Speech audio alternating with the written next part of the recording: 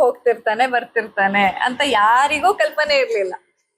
ಆದ್ರೆ ಯಾವಾಗ ರಾಷ್ಟ್ರಪತಿಗಳು ಬಂದು ಅವ್ರ ಕಾಲಿಗೆ ಬೀಳ್ತಾರೆ ಅವಾಗ ಒಂದ್ಸತಿ ಎಲ್ರಿಗೆ ಆಶ್ಚರ್ಯ ಆಗತ್ತೆ, ಇದೇನಪ್ಪ ಏನಿದು ಅಂತ ಹೇಳಿ. ಹಾಗೆ ತುಂಬಾ ಅದ್ಭುತವಾದಂತಹ ಒಂದು ಜೀವನ ದೈವರಾತ್ರದ್ದು. ಸೊ ಅವರ ಆಶೀರ್ವಾದದಲ್ಲೇ ಈಗ ನಮ್ಮ ಜೀವನ ಎಲ್ಲದೂ ನಡೀತಾ ಇರೋವಂಥದ್ದು. ಸೊ ನೀವೇನಿಲ್ ಸಸ್ಯ ಸಂಜೀವಿನಿ ಅಂತ ನೋಡ್ತಿದ್ದೀರಾ, ಯಾಕಂದ್ರೆ ಮಾವ ಇವರೊಟ್ಟಿಗೆ ತುಂಬಾ ಸಮಯ ಕಳೆದಿದ್ದಾರೆ. ಯಾವಾಗ ಹೋಗಿ ಬಂದಾಗ ಎಲ್ಲ ಇವ್ರೇನ್ ಪರ್ಯಟನೆಗೆ ಹೋಗ್ತಿದ್ರು, ಹೋಗ್ ಬಂದಾಗೆಲ್ಲ ದೈವರಾತ್ರು ತನ್ನ ಎಲ್ಲ ಪ್ರಯಾಣದ ಅನುಭವ ಮಾವನಿಗೆ ಹೇಳ್ತಿದ್ರು, ಮಾವ ಅದನ್ನ ಬರ್ದಿಟ್ಟಿದ್ದು. ಹಾಗಾಗಿ ಅವರ ಆತ್ಮಚರಿತ್ರೆಯನ್ನ ನನ್ನ ಮಾವನವರೇ ಬರ್ದಿರೋದು. ನಿಮ್ಗೆ ಈಗ ಕನ್ನಡದಲ್ಲಿ, ಇಂಗ್ಲಿಷ್ ಅಲ್ಲಿ, ತೆಲುಗು ಭಾಷೆಯಲ್ಲೆಲ್ಲ ಲಭ್ಯ ಇದೆ. ನಮ್ಮ ಲೈಬ್ರರಿ ಪುಸ್ತಕನೂ ಇದೆ, ನಿಮ್ಗೆ ಹೇಳಿದ್ರೆ ಇವ್ರು ಕೊಡ್ತಾರೆ ಓದೋದಕ್ಕೆ. ಸೊ ಆತ್ಮಚರಿತ್ರೆನ ಬರ್ದಿದ್ದು ಮಾವನೇ. ಯಾಕಂದ್ರೆ ಪ್ರತಿ ಸತಿ ಪ್ರಯಾಣಕ್ಕೆ ಹೋಗ್ ಬಂದ್ಮೇಲೆ ಅಷ್ಟುದನ್ನು ಸವಿವರವಾಗಿ ಒಂದಿಷ್ಟೆಲ್ಲ ಅವರು ಹ್ಯಾಂಡ್ ರೈಟಿಂಗ್ ಅಲ್ಲಿ ಬರ್ದಿಟ್ಟಿರೋ ಕೃತಿಗಳು ಇದಾವೆ. ಅದನ್ನ ನಮ್ ವೆಬ್ಸೈಟ್ ಅಲ್ಲಿ ನೀವು ನೋಡ್ಬೋದು. ಅವರೆಲ್ಲ ಬರ್ದಂತಹ ಕೃತಿಗಳು ಈಗಾಗ್ಲೇ ಪಬ್ಲಿಷ್ ಆಗಿರೋದು, ಪಬ್ಲಿಷ್ ಆಗದೆ ಇರೋದು, ಹ್ಯಾಂಡ್ ರಿಟನ್ ಪ್ರಿಂಟ್ಸ್ ಬುಕ್ಸ್ ಒಂದಿಷ್ಟಿದಾವೆ. ಅದೆಲ್ಲದು ನಮ್ಮ ವೆಬ್ಸೈಟ್ ಅಲ್ಲಿ ಇದೆ, ನೀವು ಡೌನ್ಲೋಡ್ ಮಾಡ್ಕೋಬಹುದು, ಓದ್ಕೋಬಹುದು. ಫ್ರೀ ಡೌನ್ಲೋಡ್ ಆಪ್ಷನ್ ಇಟ್ಟಿದೀವಿ, ಸೊ ದಟ್ ಎಲ್ಲಾದ್ರೂ ಒಂದ್ ಕಡೆ ಅವರ ವರ್ಕ್ ಪ್ರಿಸರ್ವ್ ಆಗ್ಲಿ ಅಂತ. ಮುಂದೆ ಅದು ಅಲ್ಲಿಗೆ ಹೋಯ್ತು ಕಳೆದೋಯ್ತು ಅಂತ ಆಗ್ಬಾರ್ದಂತ ಹೇಳಿ ಪಬ್ಲಿಕ್ ನಮ್ಮ ಪ್ಲಾಟ್ಫಾರ್ಮ್ ಅಲ್ಲಿ ಇದೆ. ಸೊ sasysanjeevani.com ಅಂತ ನಮ್ಮ ವೆಬ್ಸೈಟ್ ಅಲ್ಲಿ ಅದಿದೆ. ದೈವರಾತ್ರದ್ದು ಎಲ್ಲಾ ಬುಕ್ಸ್ಗಳು ನಮ್ಗೆ ಇಲ್ಲಿ ತನಕ ಅವೈಲೇಬಲ್ ಆಗಿರೋ ಅಷ್ಟು ಬುಕ್ಸ್ಗಳು ಅದ್ರಲ್ಲಿದೆ. ಮತ್ತೆ ಅದನ್ನ ಫ್ರೀ ಡೌನ್ಲೋಡ್ ಇಟ್ಟಿದೀವಿ. ಸೊ ಯಾರು ಬೇಕಾದ್ರೂ ಆಸಕ್ತಿ ಇದ್ದವರು ಡೌನ್ಲೋಡ್ ಮಾಡಿ ಅದನ್ನು ಓದ್ಬೋದು. ತುಂಬಾ ಬುಕ್ಸ್ಗಳು, ತುಂಬಾ ಕೆಲಸ ಮಾಡಿದ್ದಾರೆ. ಆಗ ಅವರು ವೇದದ ಬಗ್ಗೆ, ಯೋಗದ ಬಗ್ಗೆ ತುಂಬಾ ವರ್ಕ್ ಮಾಡಿದ್ದಾರೆ. ಹಾಗೆ ಅದನ್ನೆಲ್ಲ ಹಂಚ್ಕೊಳ್ತಿದ್ರು, ಎಲ್ಲೆಲ್ಲಿ ಹೋಗಿದ್ದೆ, ಏನೇನಾಯ್ತು ಅದನ್ನೆಲ್ಲ ಮಾವ ಬರ್ದಿಡ್ತಿದ್ರು. ಆಮೇಲೆ ಆ ಬರ್ದಿಟ್ಟಿರೋ ಪ್ರತಿ ಯಾರ್ಯಾರೋ ರಿಸರ್ಚ್ ಮಾಡ್ತೀನಿ ಅಂತ ಬಂದವರು ಒಂದಿಷ್ಟು ತಗೊಂಡೋಗಿ ಕಳೆದೋಗಿ ಏನೇನೋ ಆಯ್ತು, ಮತ್ತೆ ನೆನಪು ಮಾಡ್ಕೊಂಡು ಎಲ್ಲಾ ಬರ್ದು ಒಂದು ಸಂಕ್ಷಿಪ್ತವಾದಂತಹ ಆತ್ಮಚರಿತ್ರೆ ಪುಸ್ತಕನ ಬರ್ತಿದ್ದು ಈಗ್ಲೂ ಅವೈಲೇಬಲ್ ಇದೆ, ಚಂದೋದರ್ಶನ ಆವಿರ್ಭಾವ ಅಂತ. ಅದನ್ನ ನೀವು ಆಸಕ್ತಿ ಇದ್ದವರೆಲ್ಲ ಓದ್ಬೋದು. ಓಕೆನಾ? ಶಿವರಾತ್ರಿ ಆಶೀರ್ವಾದದಿಂದ ಎಲ್ಲ ಒಳ್ಳೇದೇ ಆಗತ್ತೆ. ಸೊ ಕೆಟ್ಟದಾಗಕ್ ಸಾಧ್ಯನೇ ಇಲ್ಲ ಅನ್ನೋ ಪಾಸಿಟಿವಿಟಿಯಿಂದ ನಾವು ವರ್ಕ್ ಮಾಡ್ತೀವಿ. ಅಂಡ್ ಅದೇ ತರ ಪಾಸಿಟಿವ್ ರಿಸಲ್ಟ್ ಬರ್ತಾ ಹೋಗ್ತಿದೆ. ಅದೇ ಸಂತೋಷ. ಹಾಗೆ ಆಗತ್ತೆ ಕೆಲವೊಂದ್ಸತಿ. ಅದೇ ಎಲ್ಲದೂ ಒಂದೊಂದು ಯೋಗಾನುಯೋಗ ಅಂತ. ಯೋಗ ಎಲ್ಲದಕ್ಕೂ ಒಂದ್ ಯೋಗ. ಈಗ ಎಷ್ಟೊಂದ್ಸತಿ ಬರಕಾದ್ರೂ ಬರ್ದೇ ರೂಮಲ್ಲಿ ಇರೋರು ಇರ್ತಾರೆ, ಆಯ್ತಾ? ಹಂಗೆ ಅದು ನಾವು ಬರ್ಬೇಕು ಅಂದ್ಕೊಳ್ಳೋದು, ಬರಕ್ ಆಗೋದು ಕೂಡ ಒಂದ್ ಯೋಗ ಅಂತ. ನಮ್ ಜೊತೆ ವೇದಶ್ವರ ಶರ್ಮಾ ಅವರು, ಪತಂಜಲಿ ಡಾಕ್ಟರ್ ಇಬ್ರು ಇದ್ದಾರೆ. ಎಲ್ರಿಗೂ ಸ್ವಾಗತ. ತಂದೆಯವರು ಪೂರ್ತಿ ಹೇಳಿದ್ದಾರೆ ಗುರುಗಳ ಬಗ್ಗೆ ಏನು ಅಂತ. ಅದಕ್ಕೆ ನಾ ಮತ್ತೆ ಅದ್ರ ಬಗ್ಗೆ ಹೇಳಲಿಕ್ಕೆ ಮತ್ತೆ ಇಷ್ಟಪಡೋದಿಲ್ಲ. ಇವತ್ತೇ ದಿನದ ವಿಶೇಷ ಏನು, ಹಾಗೂ ನಮಗೆ ಈ ಗುರು ಪೂರ್ಣಿಮೆಯಿಂದ ಯಾಕೆ ನಾವು ಇಷ್ಟು ಪ್ರಭಾವಿತರಾಗಿದ್ದೇವೆ ಹೇಳಿ ನಾನು ನಿಮ್ಗೆ ಹೇಳ್ತಾ ಬರ್ತೇನೆ. ಕೆಲವೊಂದು ಸಂಗತಿಗಳನ್ನ ಹೇಳ್ತಾ ಬರ್ತೇನೆ. ನಾವು ಬೆಳಿಬೇಕಿದ್ರೆ, ಚಿಕ್ಕವನಿಂದ ಬೆಳಿಬೇಕಿದ್ರೆ, ಇವನ್ ದೈವರಾತ್ರ ಧರಿತ್ರಿಯಲ್ಲಿ ದೈವರಾತ್ರ ಯಾವ ರೀತಿ ಬೆಳೆದು ಬಂದಿದ್ದಾರೋ ಅದನ್ನ ನೋಡ್ಕೊಂಡು ನಾವಲ್ಲಿ ಬೆಳೆದಿರುವಂತಹದ್ದು. ಇಲ್ಲಿ ನಾವು ಬಾಲ್ಯದಿಂದನೂ ಬಂತು ಯಾವ ರೀತಿ ಜೀವನವನ್ನ ನಡೆಸಬೇಕು, ಋಷಿ ಜೀವನ ಹೇಗಿರುತ್ತೆ. ಯಾಕಂತಂದ್ರೆ ನಮ್ಮ ಕುಟುಂಬದಲ್ಲೇ ದೈವರಾತ್ರೆ ಋಷಿ ಆಗಿರೋದಕ್ಕೆ ನಮ್ಮ ಕುಟುಂಬ ಋಷಿ ಜೀವನವನ್ನೇ ನಡೆಸ್ಕೊಂಡು ಹೋಗ್ತಾ ಇದ್ರು. ಆವಾಗ ನಾವು ತಂದೆ ಕೆಲವು ಕಥೆಗಳನ್ನ ಹೇಳ್ತಿದ್ರು.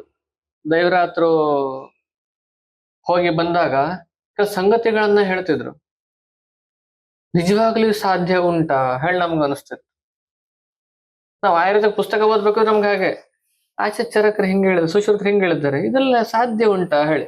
ಇವೆಲ್ಲ ಪ್ರಶ್ನೆಗಳು ನಮ್ಮ ತಲೆ ಒಳಗೆ ಇರ್ತದೆ. ನಮ್ಗೆ ಯಾವಾಗ ಅದು ಹೌದು ಅನಿಸ್ತಾ ಇದೆ ಅಂತಂದ್ರೆ ಈಗ ನಮ್ಗೆ ಹೌದು ಹೌದು ಅನಿಸ್ತಾ ಇದೆ. ನಾವು ಓದ್ಬೇಕಿದ್ರೆ ಎಲ್ಲ ಕತೆ ಅಂತ ಅನಿಸ್ತಿತ್ತು, ಕೇಳ್ಬೇಕಿದ್ರೆ ಕತೆ ಅಂತ ಅನಿಸ್ತಿತ್ತು. ಆದ್ರೆ ಈಗ ಒಂದೊಂದೇ ನಮ್ಗೆ ಹೌದು ಇದು ಸತ್ಯ ಅಂತ ಅನಿಸ್ತಾ ಇದೆ. ಕೆಲವೊಂದು ಘಟನೆಗಳ ಬಗ್ಗೆ ಹೇಳ್ತಾ ಬರ್ತೀನಿ. ದೈವರಾತ್ರು ಗುರು ಸೇವೆಯನ್ನ ಮಾಡ್ಕೊಂಡು, ಗುರು ಅಂದ್ರೆ ಜ್ಞಾನ ಇರುವಂತಹ ಒಂದು ವ್ಯಕ್ತಿ, ಅವ್ರನ್ನ ನೋಡ್ಕೊಂಡು ನಾವು ಕಲ್ತ್ಕೊಳ್ಳುವಂತಹದ್ದು. ತಾಯಿಗೆ ಮೊದಲು ಗುರು ಅಂತ ಹೇಳ್ತಾರೆ. ತಾಯಿಯಿಂದ ಮಕ್ಕಳು ಕಲ್ತ್ಕೋತಾರೆ ತುಂಬಾ ವಿಷಯಗಳನ್ನ. ತಾಯಿ ಕಲ್ಸ್ಕೊಡ್ತಾಳೆ, ಹೀಗ್ ನಿಂತ್ಕೋಬೇಕು, ಹೀಗ್ ಕುತ್ಕೋಬೇಕು, ಹೀಗ್ ಮಾತಾಡ್ಬೇಕು, ಹಳೆ ಹಿಂಗ್ ಬಾಯ ಕಳೆದು ಹೇಳ್ತಾರೆ, ಹೇಳ್ಕೊಡ್ತಾರೆ. ಅವಳು ಗುರು. ಹಾಗೆ ಒಂದ್ ಲೆವೆಲ್ ಆಗತ್ತೆ, ನಾವು ಶಾಲೆಗಳಿಗೆ ಕಾಲೇಜಿಗೆಲ್ಲ ಹೋಗ್ತೇವೆ, ಅಲ್ಲಿ ನಮಗೆ ವಿದ್ಯಾರ್ಜನೆಯನ್ನ ನಾವು ಕಲ್ತ್ಕೋತೇವೆ, ಅಥವಾ ಗುರುಕುಲಕ್ಕೆ ಹೋಗ್ತೀವಿ, ಕಲ್ತ್ಕೋತೀವಿ. ಯೋಗವನ್ನ ಹೇಳ್ಕೊಡೋರು ಇರ್ತಾರೆ, ಯೋಗ ಗುರುಗಳು ಅಂತ ಬೇರೆ ಇರ್ತಾರೆ, ಆಧ್ಯಾತ್ಮಿಕ ಗುರು ಅಂತ ಬೇರೆ ಇರ್ತಾರೆ. ಹಿಂಗೆ ತುಂಬಾ ರೀತಿಯ ಗುರುಗಳನ್ನ ಆಯ್ಕೆ ಮಾಡ್ಕೊಂಡಿರ್ತಾರೆ. ಆದ್ರೆ ಎಲ್ಲರೂ ಗುರುನೇ, ಯಾವ ರೀತಿ ಸ್ವೀಕರಿಸಿದ್ರು ಅದು ಗುರುನೇ. ಅದು ಈಗ ನಮ್ಮ ಒಂದು ಜೀವನದಲ್ಲಿ ಎಲ್ಲವೂ ಕೂಡ ದೈವರಾತ್ರಿ. ಆ ಗುರು ಬೇರೆ ಈ ಗುರು ಬೇರೆ ಹೇಳುವಂತಹದ್ದಿಲ್ಲ. ಇವತ್ತು ನಾವು ಇಷ್ಟೆಲ್ಲ ಒಂದು ಸಾಧನೆಯನ್ನ ಮಾಡ್ಬೇಕು ಹೇಳಾದ್ರೆ ಹಿಂದ್ಗಡೆಗೆ ಅವರಿಗಿರುವಂತ ಸಂಕಲ್ಪ ಅದು ಒಂದೊಂದೇ ಸಾಕಾರಗೊಳ್ತಾ ಇದೆ. ಇವತ್ತು ನಮಗ್ ಮೊದ್ಲಿಗೆ ಗೊತ್ತಾಗೋದಿಲ್ಲ ಇತ್ತು, ನಾನಿಂದ ಮಾಡ್ತಾ ಇದ್ದೀನಿ ಅಂತ ನಮ್ಗೊಂದು ಹೆಮ್ಮೆ ಇತ್ತು. ಆದ್ರೆ ಸ್ವಲ್ಪ ದಿವಸ ಆದ್ಮೇಲೆ ಗೊತ್ತಾಯ್ತು ನಾವು ಮಾಡ್ತಾ ಇರೋದಿಲ್ಲ, ನಮ್ಮಿಂದ ಮಾಡಿಸ್ತಾ ಇರುವಂತಹದ್ದು ಅಂತ ಒಂದೊಂದೇ ಅರಿವಾಗ್ತಾ ಬಂತು. ಆವಾಗ ನಮ್ ಖುಷಿ ಇಮ್ಮಡಿ ಆಯ್ತು, ಡಬಲ್ ಆಯ್ತು. ದೇವ್ರ ಹತ್ರ ಇಲ್ಲೇ ಇದ್ದಾರೆ, ನಮ್ಮಿಂದ ಮಾಡಿಸ್ತಾ ಇದ್ದಾರೆ ಅಂತ ಒಂದೊಂದೇ ಅನುಭವ ಹೋಗ್ತಾ ಹೋಯ್ತು. ನಮ್ಮ ಒಂದು ಚಿಕಿತ್ಸಾ ಪದ್ಧತಿಯಲ್ಲಿ ನಾವು ಪ್ರಾಕ್ಟೀಸ್ ಮಾಡ್ಬೇಕಿದ್ರೆ ಒಂದೊಂದು ಅನುಭವಗಳು ಆಗ್ತಾ ಬಂತು. ದೇವರಾತರು ಗುರು ಸೇವೆಯನ್ನೇ ನಂಬಿಕೊಂಡು ಅದು ಒಂದೇ, ಬೇರೆ ಒಂದು ಫಲಾಪೇಕ್ಷೆಗಳಿಲ್ಲ. ಅವರು ಕಾವ್ಯಕಂಡ ಗಣಪತಿ ಮುನಿಗಳ ಸೇವೆಯನ್ನ ಮಾಡ್ತಿದ್ರು.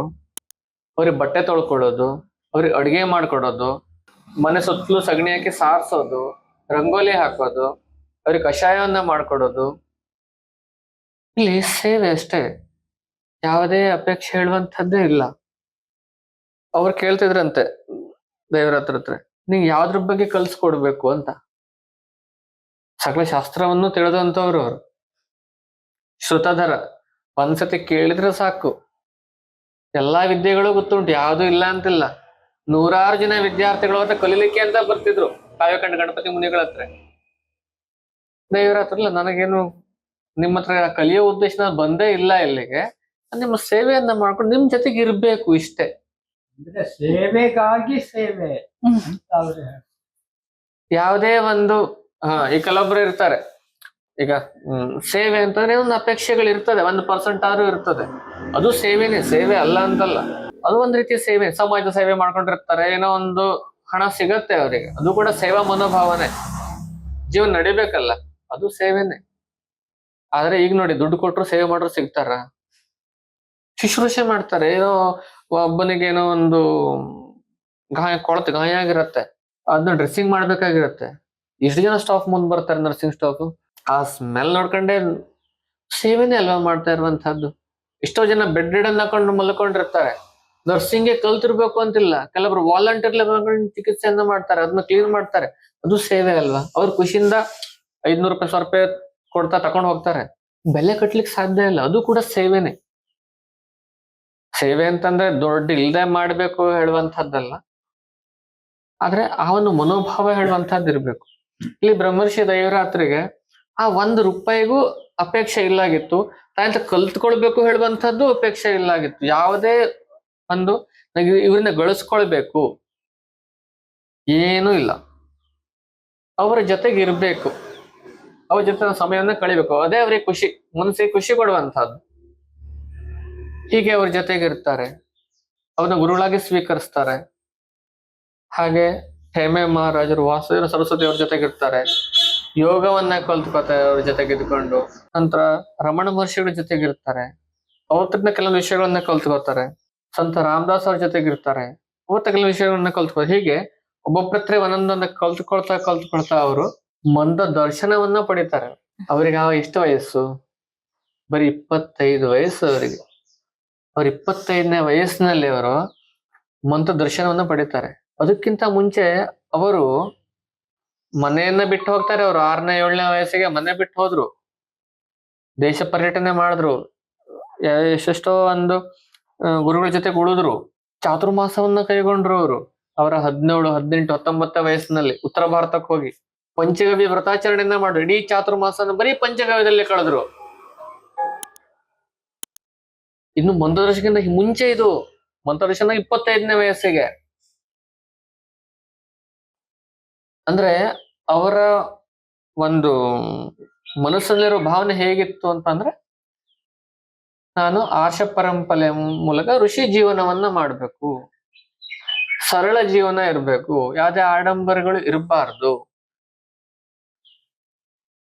ಮನಸ್ಸು ಹೇಗಿರ್ಬೇಕು, ಮಕ್ಕಳ ಹಾಗೆ ಇರ್ಬೇಕು, ಒಬ್ಬರ ಬಗ್ಗೆ ಅಸೂಯೆ ಪಡೋದು ಅಥವಾ ಯಾವ್ದೋ ಒಂದು ಅವರಿಗೆ ಕೆಟ್ಟದನ್ನು ಬಯಸುವಂಥದ್ದು ಅಂತದ್ದು ಯಾವುದೂ ಇಲ್ಲಾಗಿತ್ತು. ಲಾಸ್ಟ್ ಟೈಮ್ ಅವ್ರ ಜಯಂತ್ ಕಾಂಕಣಿ ಅವ್ರು ಬಂದಿದ್ರು. ಅವರೊಂದು ವಿಷಯವನ್ನು ಹೇಳ್ತಾ ಇದ್ರು. ಅವರು ಶಾಲೆಗೆ ಹೋಗಿ ಹುಡುಗ ಆಗಿದ್ರಂತೆ. ಅವಾಗ ಗೋಕರ್ಣ ಬಸ್ ಸ್ಟ್ಯಾಂಡ್ ಹತ್ರ ಹುಬ್ಳಿಂದ ಬಂದ್ರಂತೆ. ಅವರು ಬಂದ್ಕೊಂಡು ಮನೆಗೆ ಬರುವಂತಹದ್ದು. ಅವಾಗ ಒಂದು ಹೆಂಗ್ಸು ಒಂದ್ ತಲೆಯಲ್ಲಿ ಒಂದು ಬುಟ್ಟಿ ಮಾವಿನ ಹಣ್ಣು ತಗೊಂಬಂದಿದ್ಲಂತೆ. ದೇವ್ರ ಹತ್ರ ನೋಡಿದ್ರು ಮಾವಿನ ಹಣ್ಣು ಬೇಕಂತ ಹೇಳಿದ್ಲಂತೆ ಅವಳು. ಇಡೀ ಬುಟ್ಟಿಯನ್ನ ತಗೊಂಡ್ರಂತೆ, ದುಡ್ಡಿತ್ತು ಕೊಟ್ರು. ಅಕ್ಕಪಕ್ಕದವ್ರಿಗೆಲ್ಲ ಕೇಳಿದ್ರಂತೆ ಮಾವಿನ ಹಣ್ಣು ಬೇಕಾ ಅಂತ. ಬೇಕು ಅಂದವ್ರಿಗೆ ಕೊಟ್ರು. ಅಷ್ಟು ಮಾವಿನ ಉಳಿತು. ಪಟ ಪಟ ಪಟ ಅಲ್ಲೇ ಅದನ್ನ ತಿಂದ್ಕೊಂಡು ಕೈ ತೊಳ್ಕೊಂಡು ಅಶೋಕ್ ಮನೆಗೆ ಬಂದ್ರು. ಇಲ್ಲಿ ನಾವು ತಿನ್ನಬಾರ್ದು, ನಂಗೆ ನಮ್ಮ ಮಂತ್ರ ದರ್ಶನ ಆಗಿದೆ, ಪಬ್ಲಿಕ್ ಹತ್ತಿದ್ರೆ ಯಾರು ಏನು ಅನ್ಕೋತಾರೆ, ನಮ್ಮ ಮನೆಗೆ ಹೋಗಿ ನೀಟಾಗಿ ಕೈ ತೊಳ್ಕೊಂಡು ತಿನ್ಬೇಕು, ಅದೇನು ಇಲ್ಲ. ಸಿಂಪಲ್ ಆಗಿ ಜೀವನವನ್ನು ನಡ್ಸ್ಕೊಂಡು ಹೋಗ್ತಾ ಇದ್ರು. ಇದನ್ನ ಉದಾಹರಣೆಗಳನ್ನ ಹೇಳಿರುವಂತದ್ದು. ಅದ್ರಲ್ಲಿ ಓವರ್ ಥಿಂಕಿಂಗ್ ಅನ್ನೋದೇ ಇಲ್ಲ ಅಂತ. ಈಗ ತಿಂದ್ರೆ ಏನಾಗತ್ತೆ, ಇಲ್ಲೇ ತಿನ್ಲಾ, ಕೈ ಮನೆಗ್ ತೊಳೆಲಿಲ್ಲ. ಹೋಗ್ತಿನ್ಲಾ. ಈ ಜನ ಅದಕ್ಕೆ ಹೈಜೀನ್ ಇದೆಯಾ, ಅದು ಚೊಕ್ಕಿದ್ಯಾ, ತೊಳೆದಿದಾರ ಮಾವಿನ ಹಣ್ಣು, ಏನೂ ಇಲ್ಲ. ಅಂದ್ರು ಹೋದ್ರು. ತಿನ್ಬೇಕು ಅನ್ನಿಸ್ತು, ತಿಂದ್ರು. ಜೊತೆಗೆಲ್ಲ ಇದ್ದವ್ರಿಗೆ ಬೇಕಾ ಕೇಳಿದ್ರು, ಬೇಕಂದವ್ರಿಗೆ ಕೊಟ್ರು, ತಿಂದ್ರು ಅಷ್ಟೇ. ಅಂದ್ರೆ ಇದು ಪ್ರೆಸೆನ್ಸ್ ಅಲ್ಲಿ ನೀವು ಬದುಕೋದು ಅಂದ್ರೆ ಹಾಗೆ.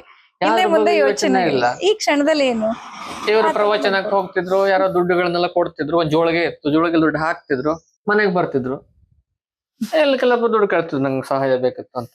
ಎಲ್ಲಾ ಜೋಳದನ್ನ ಕೊಡ್ತಾ ಬರ್ತಿದ್ರು. ಕೇಳಿದವರಿಗೆಲ್ಲ ಹೆಂಗ್ ಮುಷ್ಟಿ ಹಿಡಿಯೋದು ಕೊಡೋದು, ಮುಷ್ಟಿ ಹಿಡಿಯೋದು ಕೊಡೋದು. ಮನೆಗ್ ಬಂದ್ ನೋಡಿದ್ರೆ ಜೋಳಿಗೆ ಖಾಲಿ ಆಗಿರ್ತಿತ್ತು. ಅಮ್ಮ ಕಾಯಕರೆ ಅವಲಕ್ಕಿ ಕಳ್ಸುವ ಅಂದ್ರೆ ಅವ್ರಿಗೆ ಇಷ್ಟವಾದದ್ದು ಅವಲಕ್ಕಿ ಕಳ್ಸ್ಕೊಂಡು ತಿನ್ನೋದು ಆರಾಮಾಗಿ. ಅಂದ್ರೆ ನಾ ದುಡ್ಡನ್ನ ಸಂಪಾದನೆ ಮಾಡ್ಬೇಕು, ನಾ ದುಡ್ಡನ್ನ ಮಾಡಿಡ್ಬೇಕು, ನನ್ನ ಮಕ್ಳಿಗೆ ಬೇಕು, ಇದು ಅದೇನು ಯೋಚನೆನೇ ಇಲ್ಲ ಆಗಿತ್ತು. ಇವತ್ ನಾವೇನ್ ಮಾಡ್ತೀವಿ, ನನಗ್ ಬೇಕು, ನನ್ನ ಕುಟುಂಬಕ್ಕೆ ಬೇಕು ಅಂತ ಸಂಪಾದನೆಯನ್ನ ಮಾಡ್ತೀವಿ.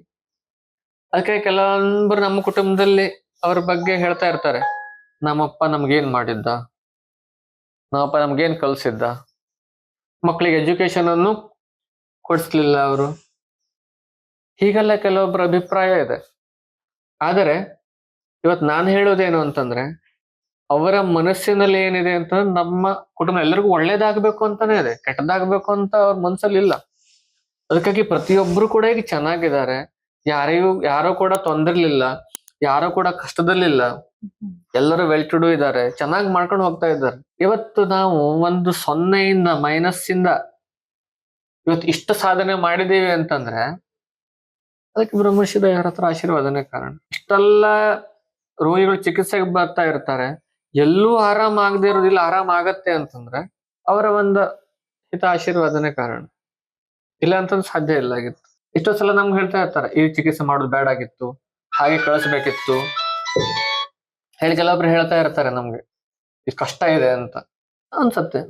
ಸಾಧ್ಯ ಉಂಟಾ ಇಲ್ಲೊಳೆ, ಸಾಧ್ಯ ಇದೆ, ಪಕ್ಕ ಚಿಕಿತ್ಸೆಯನ್ನ ಮಾಡ್ತಾರೆ, ಆರಾಮ್ ಹಾಕೊಂಡು ಹೋಗ್ತಾರೆ. ಕೆಲವೊಮ್ಮೆ ಹೇಳ್ತೀನಿ, ಇದು ಬೇಡ, ನಾವು ಚಿಕಿತ್ಸೆ ಮಾಡಲ್ಲ, ರೆಫರ್ ಮಾಡ್ಬಿಡ್ತೀವಿ. ಆ ಸೂಚನೆಯನ್ನ ಅವ್ರೇನ್ ಕೊಡ್ತಾರೋ ಆ ರೀತಿ ಆಗ್ತಾ ಹೋಗುತ್ತೆ. ಇಲ್ಲಿ ನಮ್ಮ ಹಿರಿಯರು ನಮ್ ಜೊತೆಗೆ ಇದ್ದಿರ್ತಾರೆ, ನಾವು ಅವ್ರ ಜೊತೆಗಿರ್ಬೇಕು, ಅವರು ತೋರಿಸಿದ ದಾರಿಲ್ಲ ನಡಿಬೇಕು. ದೇವರಾದ್ರ ಒಂದು ನಿದರ್ಶನ ನಿಮ್ಗೆ ಕೊಟ್ಟೆ, ಇಂಥವ್ರು ತುಂಬಾ ಜನ ಇದ್ದಾರೆ.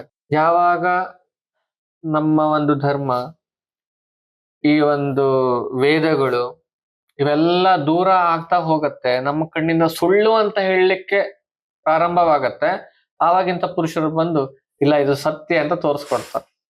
ಪುನಃ ಇದೆಲ್ಲ ಸತ್ಯನಾ, ಇದೆಲ್ಲ ಸಾಧ್ಯನಾ ಹೇಳಿ ಕೆಲವೊಬ್ರು ಅನ್ಕೋತಿರ್ತಾರೆ. ಆವಾಗ ಅಂತ ಪುರುಷರು ಬಂದು ಇದು ಸಾಧ್ಯ ಇದೆ ಅಂತ ತೋರಿಸ್ಕೊಡ್ತಾರೆ. ಇವರ ಗುರುಗಳು ಒಬ್ಬೊಬ್ಬರು ಒಂದೊಂದು ಸ್ಪೆಷಾಲಿಟಿ ಇತ್ತು.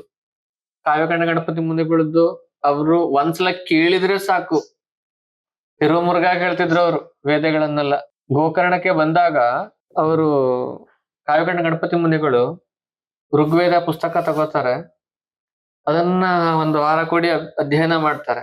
ಅಧ್ಯಯನ ಮಾಡಾದ್ಮೇಲೆ ತುಂಬಾ ಉಪಕಾರ ಆಯ್ತು, ನನಗೆ ಅಧ್ಯಯನ ಮಾಡಿ ಸಿಕ್ತು ಅಂತ ಇಲ್ಲಿಯ ವೈದಿಕರಿಗೆ ಹೇಳ್ತಾರೆ. ಅವ್ರಿಗೆ ಆಶ್ಚರ್ಯ ಆಗುತ್ತೆ, ನಾವು ವರ್ಷಾನ್ಗಟ್ಲೆ ಓದ್ತೀವಿ, ನಿಮ್ಗೆ ಇಷ್ಟೇ ಕಲ್ತ್ಕೊಂಡ್ಬಿಟ್ರೆ ಒಂದ್ ವಾರದಲ್ಲಿ ಹೇಳಿ. ಕಲ್ತ್ಕೊಂಡೆ ಆಯ್ತು ಅಂತ ಹೇಳುವಾಗಾದ್ರೆ ಹೇಳ್ತಾರೆ. ಅವ್ರು ಉಲ್ಟಾ ಹೇಳ್ತಾರೆ, ತಿರುಮುರುಗಾಗಿ ಹೇಳ್ತಾರೆ, ಮೇಲ್ನ ಕೆಳಗಲ್ಲ ಉಲ್ಟಾ ಹೇಳ್ತಾರೆ. ಆವಾಗ ಸಹಸ್ರಾರು ಜನ ಅವರ ಫಾಲೋವರ್ಸ್ ಆಗ್ತಾರೆ. ಎಷ್ಟೋ 1000 ವರ್ಷದ ಹಿಂದಿನ ಖಗೋಳಶಾಸ್ತ್ರಗಳನ್ನ, ಗ್ರಹಣಗಳನ್ನ ಅವರು ಕ್ಷಣ ಮಾತ್ರದಲ್ಲಿ ಹೇಳ್ತಿದ್ರು, ಕ್ಯಾಲ್ಕುಲೇಟ್ ಮಾಡಿ. ನೀವು ಪೆನ್ ತಗೊಂಡ್ ಲೆಕ್ಕ ಮಾಡ್ಲಿಕ್ಕೆ ತುಂಬಾ ಸಮಯ ಬೇಕು, ಗೂಗಲ್ ಹೊಡೆ ಸರ್ಚ್ ಮಾಡ್ಲಿಕ್ಕೆ ಸುಮಾರು ಹೊತ್ತು ಬೇಕು. ಅದಕ್ಕೂ ಫಾಸ್ಟ್ ಆಗಿ ಅವ್ರು ಹೇಳ್ತಿದ್ರು ಇಂಥದ್ದೇ ದಿನ ಬರುತ್ತೆ ಅಂತ. ಮುಂದೆ ಬರೋದು ಕೂಡ ಮುಂದೆ ಯಾವಾಗ ಬರುತ್ತೆ ಅಂತ ಕೂಡ ಹೇಳ್ತಿದ್ರು. ಅಷ್ಟು ಮೇಧಾಶಕ್ತಿನ ಪಡ್ಕೊಂಡಿದ್ರು. ದೈವರಾತ್ರಿಗೆ ಪ್ರತಿ ಹುಣ್ಣಿಮೆಗೆ ಇಲ್ಲಿ ಗೋಕರ್ಣದಲ್ಲಿ ಇದ್ದಾಗ ಕುಡ್ಲೆ ಹತ್ರ ಅಲ್ಲಿ ಉಮಾಮೇಶ್ವರ ಅಂತ ಇದೆ, ಆ ಕಡಲ್ ತೀರದಲ್ಲಿ ಕರ್ಕೊಂಡೋಗಿ ರಾತ್ರಿ ಬೆಳವರೆಗೆ ಪಾಠ ಮಾಡ್ತಿದ್ರಂತೆ ದೈವರಾತ್ರಿಗೆ. ವಿಶಾಲಾಕ್ಷಿ ಅಮ್ಮನವ್ರು ಅವ್ರು ಮಲಗಿದ ಮೇಲೆ, ವಿಶಾಲಕ್ಷಮ್ಮನವ್ರು ಮಲಗಿದ ಮೇಲೆ ಹುಣ್ಣಿಮೆಯ ದಿವಸ ಸಮುದ್ರ ತಟಕ್ ತಕೊಂಡೋಗಿ ಕಲ್ಲು ಬಂಡೆ ಮೇಲೆ ಕುತ್ಕೊಂಡು ದೈವರಾತ್ರ ಕೇಳುವವರು, ಗಂಟಾ ಮುಂದೆಗಳು ಹೇಳುವರು. ಅಧ್ಯಯನ ಇಷ್ಟೇ ಆಗಿದ್ದು ಅವ್ರ ಇಬ್ರ ಮಧ್ಯದಲ್ಲಿ, ಬೇರೆ ಅಧ್ಯಯನನೇ ಇಲ್ಲ. ಯಾರಿಗೂ ಗೊತ್ತೇ ಆಗ್ತಿರ್ಲಿಲ್ಲ ಇವ್ರೇನ್ ಅಧ್ಯಯನ ಮಾಡ್ತಾರೆ ಅಂತ. ಯಾಕಂತಂದ್ರೆ ಅಮ್ಮನವ್ರು ಮಲಗಿರ್ತಿದ್ರು, ಹಗಲಿಗೆಲ್ಲ ಇವ್ರು ಮನೆ ಕೆಲಸ ಮಾಡುದು, ಪಾತ ತೊಳೆಯೋದು, ಬಟ್ಟೆ ತೊಳೆಯೋದು, ಮನೆ ಚೊಕ್ಕ ಮಾಡೋದು, ಸಗಣಿ ಹಾಕಿ ಸಾರಿಸೋದು, ಇದನ್ನೇ ಮಾಡುವರು. ಇವ್ರ ಅಧ್ಯಯನ ಆಗೋದು ಯಾವಾಗ? ಹುಣ್ಣಿಮೆ ದಿವಸ ಮಾತ್ರ. ಅದು ರಾತ್ರಿ ಅಮ್ಮನವ್ರು ಮಲಗಿದ ಮೇಲೆ ಇವ್ರು ಬಂದ್ಕೊಂಡು ಸಮುದ್ರಕ್ಕೆ ಬಂದು ಬಂಡೆಗಳ ಮೇಲೆ ಕುತ್ಕೊಂಡು ಅವ್ರು ಹೇಳುವವರು, ಇವ್ರು ಕೇಳುವರು. ಅವ್ರ ಅಧ್ಯಯನ ಆಗಿದ್ದು ಹೀಗೆ ಬ್ರಹ್ಮರ್ಷಿ ದೈವರಾತ್ರಿಗೆ. ಸಂತ ರಾಮದಾಸ್ ಅವ್ರ ಜೊತೆಗಿರ್ತಾರೆ. ಆ ಒಂದು ಭಕ್ತಿ ಯೋಗವನ್ನ ಕಲ್ತ್ಕೋತಾರೆ. ಭಕ್ತಿ ಅಂದ್ರೆ ಹೆಂಗಿರ್ಬೇಕು, ಭಜನೆ ಅಂದ್ರೆ ಹೆಂಗ್ ಮಾಡ್ಬೇಕು. ಎಷ್ಟು ಒಂದು 8 ವರ್ಷಕ್ಕೆ ಹೋಗ್ಬಿಡ್ತಾರೆ ಅವ್ರ ಜೊತೆ. ರಾತ್ರಿ ಬೆಳವರೆಗೆ ಭಜನೆ ಮಾಡ್ತಿರ್ತಾರಂತೆ ಅವರು ಗೋಕರ್ಣ ಮಹಾಬಲೇಶ್ವರ ದೇವಸ್ಥಾನದ ಹತ್ರ. ಎಲ್ಲರೂ ಹುಚ್ಚಿನಂಗ್ ಮಾಡ್ತಿದ್ದಾನೆ, ಬೆಳವರೆಗೂ ಭಜನೆ ಮಾಡ್ಕೊತಿದ್ದಾನೆ. ಇವ್ರಿಗೆ ಎಚ್ಚರವೇ ಇಲ್ಲ ಭಜನೆ ಮಾಡ್ತಾ ಇರುವಂತಹದ್ದು. ದೇವರಲ್ಲಿ ಲೀನವಾಗಿ ಬಿಟ್ಟಿದ್ದಾರೆ ಅವರು ಆ ಒಂದು ಭಕ್ತಿಯಲ್ಲಿ. ರಾತ್ರಿ ಬೆಳವರೆಗೆ, ಬೆಳಗ್ಗೆ ನೋಡ್ತಾರೆ ಬೆಳಗಾಗಿ ಬಿಟ್ಟಿದೆ ಅಲ್ಲಿ. ಆ ರೀತಿ ಭಕ್ತಿಯಿಂದ ಕಲ್ಸ್ಕೊಂಡು ಸಂತ ರಾಮದಾಸ್ ಅವ್ರ ಜೊತೆಗೆ. ಅಂದ್ರೆ ರಾಮದಾಸ್ ಅವರು ಈಗ ಗೋಕರ್ಣಕ್ಕೆ ಎಲ್ಲರೂ ಬರ್ತಾರಲ್ಲ, ಹಾಗೆ ಅವರ ಶಿಷ್ಯರ ಜೊತೆ ಬಂದಿದ್ದು, ಅದನ್ನ ನೋಡಿ ಯಾತ್ರೆ ಮಾಡಿ ಆ ಒಂದು ಭಕ್ತಿಯನ್ನ ಕಲ್ತು ಅವ್ರಿಲ್ಲಿ ಇದ್ದಷ್ಟು ದಿವಸ ಅವ್ರ ಜೊತೆ ಇದ್ರು. ಅವ್ರು ಹೋದ್ಮೇಲೆ ಇವ್ರು ಒಂಥರ ಅಲ್ಲಿ ಪುಸ್ತಕದಲ್ಲಿ ತುಂಬಾ ಚೆನ್ನಾಗಿ ಬರ್ದಿದ್ದಾರೆ. ಇರಕ್ ಆಗಲ್ಲ ಇಲ್ಲಿ ದೇವರಾತ್ರಿಗೆ. ಎಷ್ಟು ದೊಡ್ಡ ವಯಸ್ಸು, 8 ವರ್ಷ ಆಗ. ಇರಕ್ ಆಗಲ್ಲ ಅವ್ರಿಗೆ. ನಾನು ವಾಪಸ್ ಹೋಗ್ಬೇಕು, ನನ್ನ ಗುರುಗಳ ಹತ್ರ ಹೋಗ್ಬೇಕಂತ ಹೇಳಿ 8 ವರ್ಷದ ಹುಡುಗ ತನ್ನ ಮೈ ಮೇಲಿದ್ದದ್ ಎಲ್ಲರನ್ನ ತೆಗ್ದು ಮನೇಲಿ ಇಟ್ಟು ಮನೆ ಬಿಟ್ಟು ಹೋಗ್ತಾರೆ ಆ ಗುರುಗಳನ್ನ ಹುಡ್ಕೊಂಡು. ಕಾರವಾರದಲ್ಲೋ ಎಲ್ಲೋ ಇರ್ತಾರ ಅವಾಗ ಅವ್ರು ಅಲ್ವಾ? ಇಲ್ಲ, ಅವರು ಇದಕ್ಕೆ ಹೋಗ್ಬಿಟ್ಟಿರ್ತಾರೆ. ಮಹಾರಾಷ್ಟ್ರ ತನಕ ಹೋಗ್ಬಿಟ್ಟಿರ್ತಾರೆ ಅವ್ರು ಗುರುಗಳು. ಇವ್ರು ಅಲ್ಲಿ ಹೋಗಿ ಅಲ್ಲಿ ಆ ಗುರುವನ್ನ ತಲುಪಿ ಅವ್ರ ಜೊತೆ, ಇಲ್ಲ ನಾನ್ ನಿಮ್ ಜೊತೆನೆ ಇರ್ಬೇಕು, ನಾನು ಮನೆಯಿಂದ ಜನ ಹೋಗ್ತಾರೆ. ಅವ್ರ ಚಿಕ್ಕಪ್ಪ ದೊಡ್ಡಪ್ಪ ಎಲ್ಲ ಹೋಗ್ತಾರೆ, ಪೊಲೀಸರು ಹೋಗ್ತಾರೆ, ಸಿಗ್ತಾರೆ ಇವ್ರು. ಕಡೆಗೆ ಇವ್ರು ಸಿಕ್ಕಿದ್ದೆ ಆಯ್ತು, ಸಿಕ್ಕದ ಅಂತ ಖುಷಿ ಆಗತ್ತೆ. ಕರ್ಕೊಂಡ್ ಬರ್ತಾರೆ. ರೈಲ್ವೆ ಸ್ಟೇಷನ್ ಅಲ್ಲಿ ನಂಗೆ ರಿಸರ್ಚ್ಗೆ ಹೋಗ್ಬೇಕು ಅಂತ ಹೋದ್ರು ಮತ್ತೆ ಅಡ್ಕೊಂಡು ಮತ್ತೊಂದು ಗುಡ್ಡ ಅಲ್ಲೇ ಹಂಚನ ತೆಗೆದು ಇವ್ರ ಎಸ್ಕೇಪ್. ಗುಹೆಗಳಲ್ಲಿ ಊಟ ತಿಂಡಿ ಇಲ್ದೆ ವಾರಗಟ್ಲೆ ಇರ್ತಾರೆ ಅಜ್ಞಾತ ಸ್ಥಳಗಳಲ್ಲಿ, ಯಾರಿಗೂ ಸಿಗ್ಬಾರ್ದು ಅಂತ. ಅಲ್ಲಿ ಬರೀ ಇರುವೆಗಳು, ಕೆಂಪಿರುವೆಗಳು ಅವ್ರು ಕಚ್ಕೊಂಡು ಅವ್ರ ಜೊತೆಗೆ ಮನಿಕೊಂಡು ಊಟ ತಿಂಡಿ ಇಲ್ದೆ ಇವ್ರು ಹೋದ್ರು ಗೊತ್ತಾದ್ಮೇಲೆ ತಿರ್ಗಾ ಮತ್ತೆ ಸಂತ ರಾಮದಾಸ್ ಹೊರಗೆ ಬಂದ್ರೆ ಮನೆಯವ್ರು ಹುಡುಕ್ ಬಿಡ್ತಾರೆ ಅಂತ. ಆತರ ಪುಟ್ಟ ಬಾಲಕ ಗುರುಗಳ ಬಗ್ಗೆ ಭಕ್ತಿ ಹೇಗಿತ್ತು ಅಂತ, ಭಕ್ತಿ ಯೋಗ ಅಂದ್ರೆ ಹೇಗಿತ್ತು ಅಂತ. ಅದರ ನಂತರ ಅವ್ರಿಗೆ ಸಿಕ್ಕಿರುವಂತದ್ದು ಹೆಮ್ಮೆ ಮಹಾರಾಜರು, ವಾಸುದೇವನ ಸರಸ್ವಾಮೀಜಿಯವರು. ಅವ್ರ ಶಕ್ತಿ ಹೇಗಿತ್ತು ಅಂತಂದ್ರೆ ಗುರುಗಳದ್ದು, ಅವ್ರು ಮುಂದೆ ಆಗುದನ್ನ ಈಗ ಹೇಳ್ ಕಾಣ್ತಿತ್ತು ಅವ್ರ ಕಣ್ಣಿಗೆ. ಚಾತುರ್ಮಾಸ ಮಾಡ್ಬೇಕಿದ್ರೆ ಅವ್ರು ಹೇಳ್ತಿದ್ರಂತೆ, ಇವ್ರು ಅಡಿಗೆ ಕೆಲಸ ಮಾಡ್ತಿದ್ರು, ಸೇವೆ ಎಲ್ಲ ಕಡೆ ಹೋದಲ್ಲಿ ಇವ್ರು ಅದನ್ನೇ ಅಡಿಗೆಯ ಸೇವೆ. ಅವರಿಗೆ ಒಂದು ಸದ ದೇವರಾತ್ರು ಸಂಜೆ ಆಗಿತ್ತಂತೆ, ಎಲ್ಲ ಮಲಗ್ಲಿಕ್ಕೆ ಹೋಗಿದ್ರು. ಸುಮಾರು ಒಂದು 9-10 ಗಂಟೆ ಆಗಿತ್ತು. ಕರೆದ್ರಂತೆ, ಒಂದು 300-400 ಜನ ಬರ್ತಾ ಇದ್ದಾರೆ. ಸುಮಾರು ಒಂದು 5 ಮೈಲಿ ದೂರದಲ್ಲಿದ್ದಾರೆ ಅವರು. ನೀನು ಅಡಿಗೆ ರೆಡಿ ಮಾಡ್ಕೋ, ನೀವ್ ಮಾಡಿದ್ರೆ ಲೇಟ್ ಆಗ್ಬಿಡ್ತು, ಈಗ್ಲೇ ರೆಡಿ ಮಾಡಿ ಇಟ್ಟಿರು, ಅವ್ರು ಬಂದು ಊಟ ಮಾಡ್ತಾರೆ. ಮುಂದೆ ಆಗೋದನ್ನ ಈಗ್ಲೇ ಹೇಳ್ತಿದ್ರು ಅವರು. ನದಿಯನ್ನ ಈ ಕಡೆಯಿಂದ ಆ ಕಡೆಗೆ ಬರೀ ಕಾವಿ ಚಾಟಿಯಲ್ಲಿ ದಾಟ್ತಿದ್ರು ಅವರು, ಲವನ ವಿದ್ಯೆಯ ಮೂಲಕ, ಯೋಗ ವಿದ್ಯೆಯ ಮೂಲಕ. ಅಂಥ ಒಂದು ಹಠಯೋಗವನ್ನ ಕಲ್ತ್ಕೊಂಡಿದ್ರು. ಅವ್ರ ಜೊತೆಗೆ ದೈವರಾತ್ರದ್ದು ಕಲ್ತ್ಕೊತಾರೆ. ಇವೆಲ್ಲ ವಿದ್ಯೆಗಳನ್ನ ಕಲ್ತ್ಕೊಳ್ತಾ ಹೋಗ್ತಾರೆ, ಯೋಗ ವಿದ್ಯೆಗಳನ್ನ ಕಲ್ತ್ಕೊಳ್ತಾ ಹೋಗ್ತಾರೆ. ಚಾತುರ್ಮಾಸವನ್ನ ಹೆಂಗ್ ಮಾಡ್ಬೇಕು, ಯಾವ ರೀತಿ ಚಾತುರ್ಮಾಸವನ್ನ ಮಾಡ್ಬೇಕು. ಚಾತುರ್ಮಾಸ ಮುಗಿಯುತ್ತೆ, ಅವರ ಒಂದು ಬಯಕೆ ಅಂತ ಈ ಸತಿ ಶಿವರಾತ್ರಿಯನ್ನು ಕೂಡ ಗರುಡೇಶ್ವರದಲ್ಲೇ ಮಾಡ್ಬೇಕು ಅಂತ ಹೇಮೆ ಮಹಾರಾಜರು ಇಚ್ಛೆ ಪಡ್ತಾರೆ. ಯಾಕಂತ ಅಲ್ಲಿ ಒಂದು ಜನಾಂಗದವ್ರು ತುಂಬಾ ಅವರಿಗೆ ಹೇಳ್ತಾರೆ, ನೀವು ಇಲ್ಲೇ ಉಳಿರಿ ಅಂತ. ಬಿಲ್ಲವ ಜನಾಂಗದವರು ಉಳಿತಾರೆ ಅಲ್ಲಿ. ಶಿವರಾತ್ರಿ ಬರುತ್ತೆ, ಶಿವರಾತ್ರಿ ಮುಗಿಸ್ಕೊಂಡು ಹೋಗ್ಬೇಕು ಅಂತ. ಶಿವರಾತ್ರಿ ದಿವಸ ಉಪವಾಸ ದಿವಸ ಎಲ್ಲರೂ ನಿದ್ದೆ ಮಾಡ್ತಾ ಇದ್ರಂತ. ಅವಾಗ ದೈವರಾತ್ರ ರುದ್ರಾಭಿಷೇಕ ಮಾಡ್ತಾ ಇದ್ರು. ರಾತ್ರಿ 12 ಗಂಟೆ ಹತ್ರ ಹೇಳಿ ಕಳಿಸ್ತಾರೆ, ಬರ್ಲಿಕ್ಕೆ ಹೇಳಿ ದೇವರಾತ್ರಿಗೆ. ಗುರುಗಳು ಹೇಳಿದ ಕೂಡಲೇ ಅವರಿಗೆ ಗೊತ್ತಾಗ್ಬಿಡತ್ತೆ, ಇಷ್ಟೊತ್ತಿಗೆ ಹೇಳ್ತಾ ಇದ್ದಾರೆ ಅಂತಂದ್ರೆ, ಅಂದ್ರೆ ಏನು ಹೇಳಿ ಕಳಿಸಿಲ್ಲ, ಗಜ ತಾಯಿಗೆ ಬರ್ಲಿಕ್ಕೆ ಹೇಳು ಇಷ್ಟೇ. ಇವ್ರು ರೆಡಿಯಾಗೇ ಬರ್ತಾರೆ, ಗೆಜ್ಜೆ ಕಟ್ಕೊಂಡೇ ಬಂದಿರ್ತಾರೆ ನೃತ್ಯ ಮಾಡ್ಲಿಕ್ಕೆ ಅಂತಾನೆ. ರಾತ್ರಿ ಬೆಳವರೆಗೆ ಭಜನೆಯನ್ನ ಮಾಡ್ತಾರೆ, ನೃತ್ಯವನ್ನ ಮಾಡ್ತಾರೆ. ಆಶು ಕವಿ ಕೂಡ ಆಗಿದ್ರು ಅವ್ರು. ಆಶು ಕವಿತೆಯ ಅಲ್ಲೇ ಮೂಲಕ ರುದ್ರವನ್ನ ಮಾಡ್ತಾ ಇದ್ದವರು ಭಗವನ್ ಸಮರ್ಗ ಭಗವನ್ ಭರ್ಗ ಸಮಗ್ರ ಭರ್ಗ ಸಮಗ್ರ ವಿಭೂತೆ ಭಾವಿತ ಭದ್ರದ ರುದ್ರ ನಮಸ್ತೆ ಭಗವನ್. ಇಲ್ಲಿ ಏಕಾದಶ ರುದ್ರ ಬರುತ್ತೆ. ಏಕಾದಶ ರುದ್ರವನ್ನ ಅವರು ಈ ಒಂದು ಪದ್ಯ ಪದ್ಯ ರೂಪದಲ್ಲಿ ಹೇಳ್ತಾರೆ. ರೂಪದಲ್ಲಿ ಹೇಳ್ತಾರೆ. ಗದ್ಯ ತಕ್ಷಣದಲ್ಲಿ ರೂಪದಲ್ಲಿ ರಚಿಸಿದ್ದು ಇದು ಆಗ.